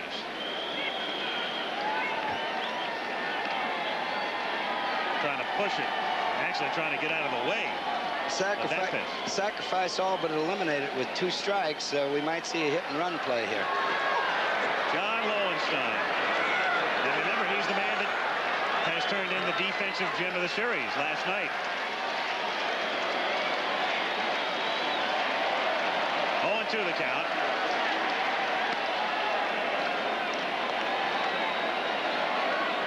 Right now, Mr. Lowenstein, you start to think about a series MVP, and the fella has a car for winning it. Steiner has a couple of hubcaps already. Yes, he does, but it's mighty early. It is. Yeah, it's much too early to get into that.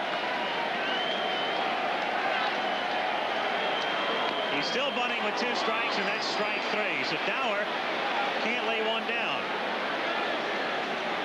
Well, I was all but wrong about the sacrifice being eliminated. 4th inning, Morgan singled, stole second. Murray made an error. LaFay hit a sac fly to make it 1-0. But then the 5th inning, Lowenstein started it with a homer. The big blow was Dempsey's 2-run double, or 1-run double that sent a man to third. Cruz, and then Boddicker hit the sacrifice fly to score him. Then with 2 out in the 7th inning, Shelby, Ford, and Ripken with successive singles, 4-1. Cruz, the batter, 1 for 3, a bunt single.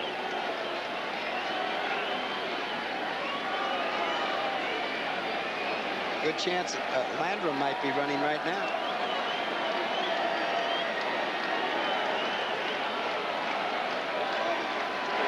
A strike. He's not taking much of a lead. 0-1 the count. Landrum was the fellow they picked up when they sent Floyd Rayford from Rochester to St. Louis at a time when the Cardinals wanted a right-handed batting infielder. Very short lead for Landrum. Token throw over to first. It is a short lead if he has thoughts of stealing the base.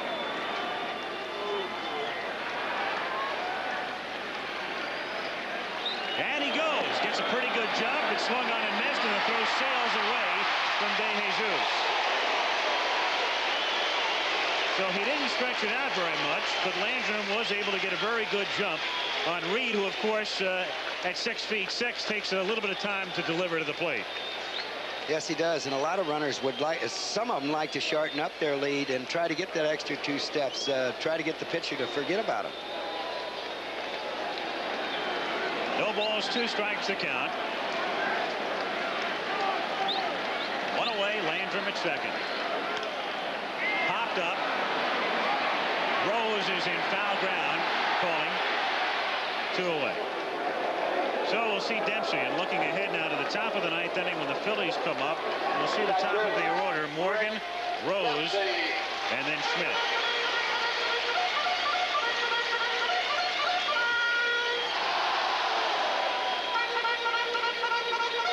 Dempsey with a double. Interesting, we talked about the 6, 7, 8, and 9 spots. They were the men primarily responsible for the rally in the 5th inning. And they will walk Dempsey intentionally here. First base is open, and they figure they might as well go to work on Boddicker. So runners will be at first and second. Outside of that one little flurry, though, in the 5th inning, the bottom of the lineup for Baltimore has done nothing at all. But that one little flurry was enough to make the difference so far tonight.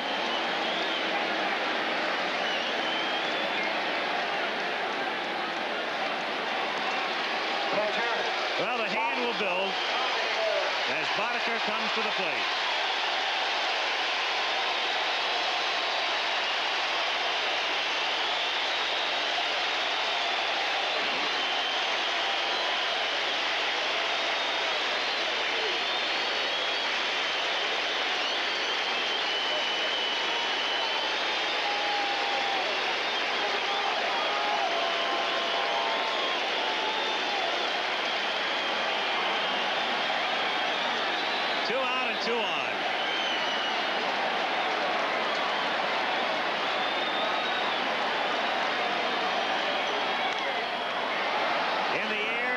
shallow center field.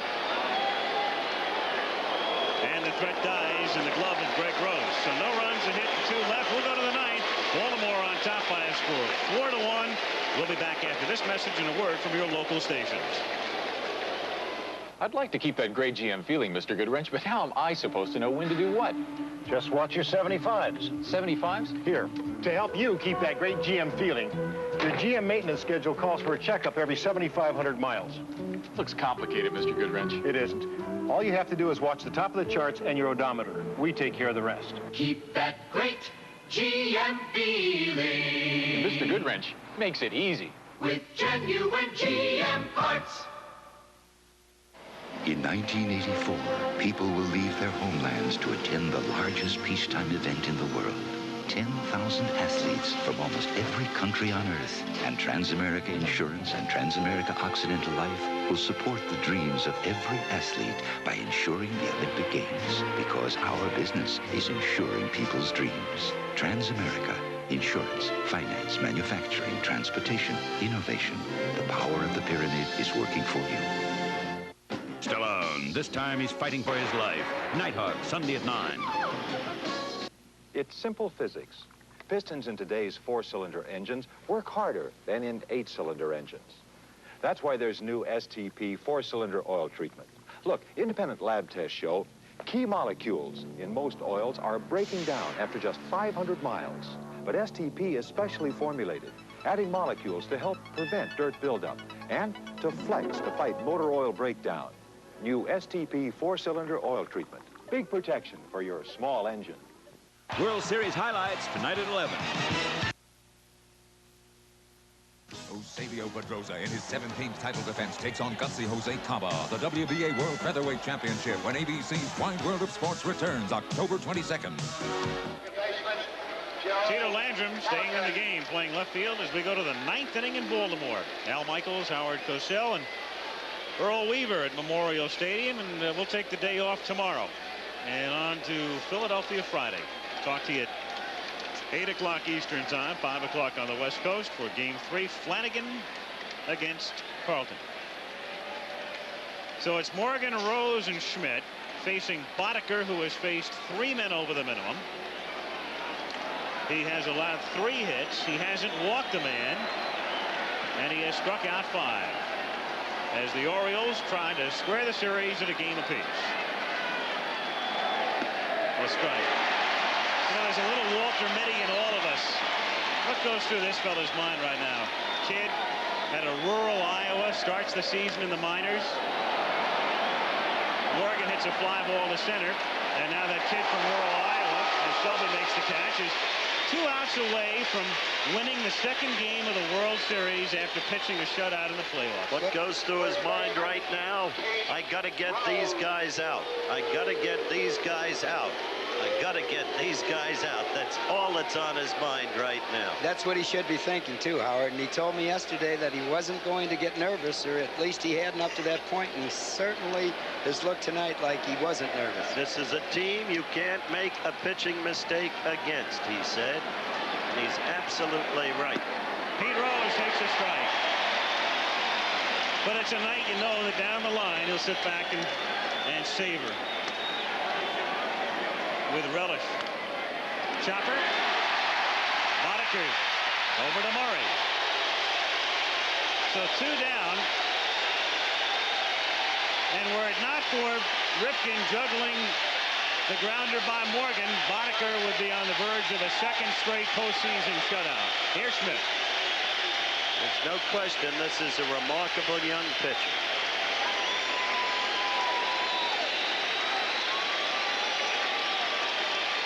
It's been 19. That was the last year a pitcher threw, a rookie pitcher threw a 3-hitter in a World Series game. And he's 1 out away from accomplishing that right now with Mike Schmidt at the plate. And Schmidt's going to lay one down. He does that from time to time. It's a smart move. A home run means nothing. You need a base runner. Well, that's exactly right, Al. The home fans are booing, but it's a team player that'll do that. Try to get on for the next fella until you get that tying run up at home plate and then swing away. And with Cruz playing so deep at third, Schmidt figures, why not? If I can just put it on the ground, I'm there. You can see he's come in a couple of steps now. He was almost back on the outfield grass. No balls and a strike. 2 out, no one on.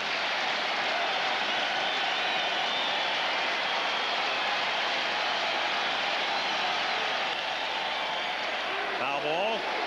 0-2. And the final Philippe for Pat Santarone.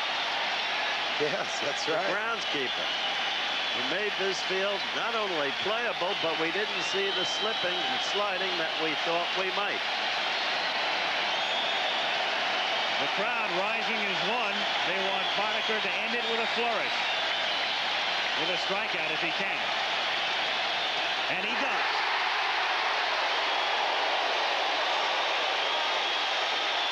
Pitched an outstanding game and wound it up throwing that fastball exactly where he wanted, up and out of the strike zone. What a performance.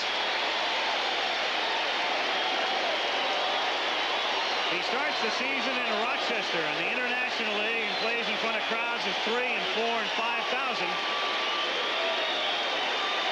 And 6 months later, he's in Baltimore. And so, exactly the kind of series we expected and predicted is coming to pass. Look at that for a reaction shot. What relief. This is going to be a tough, tight, and probably 7-game series. We'll be right back.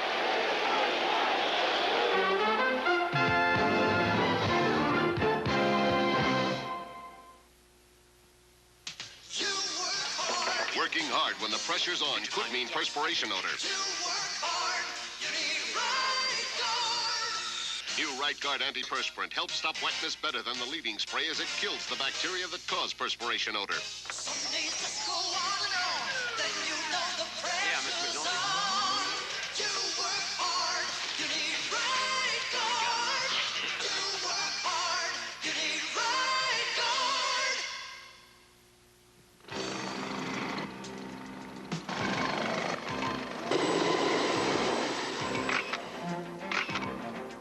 You know how to get at the facts. Welcome to America, Mr. Ross. You're a professional. You live, eat, and breathe information. I really want to thank you for allowing us this interview. But as good as you are, you can't do it alone. Let's go. We got a deadline to meet. You need good people and office automation from Digital. Digital Equipment Corporation makes office automation for professionals. We need some more background. For people who need all kinds of information from other people, on French TV 2 years ago. from other places, from other computers. With just one terminal on every desk, Digital brings every office automation function to everyone in the office. Here's your cover. The world's largest computer company doesn't do that. We did it. But the world's second largest does. Digital Equipment Corporation. Computers for professionals, from professionals. On 2020, we'll report on a new study on couples. How strong is your relationship? When you buy beef, you could be getting ripped off. I'll show you how. Watch 2020 Thursday. A little bit of deja vu. It's the second time in a week that Boddicker has gotten Baltimore even. After they lost the first game to Chicago in the playoffs, he came back to win game 2. And now, Mike Boddicker is the man of the hour in Baltimore as he comes very close to pitching a shutout tonight. He allows 1 earned run, and going back to the regular season, it's 23 consecutive innings without allowing an earned run for Mike Boddicker, who threw 108 pitches tonight. And we go to Philadelphia, to Veterans Stadium, where Friday night Mike Flanagan takes on Steve Carlton in game number 3 at 8 o'clock Eastern time. The World Series even at a game apiece. We'll return to Baltimore in a moment. Chevrolet is taking charge with a new high-output Camaro Z28 and enough new magic to take its 2+2 performance into another world. The magic of 5 powerful liters. 28. The magic of a new higher lift cam and super-tuned ignition that did a test track 0 to 55 in a quick 6 seconds.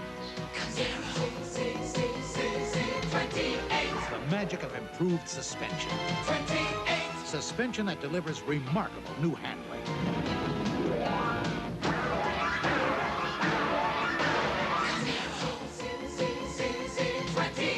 The magic of sure-footed braking that's almost extraterrestrial. C28.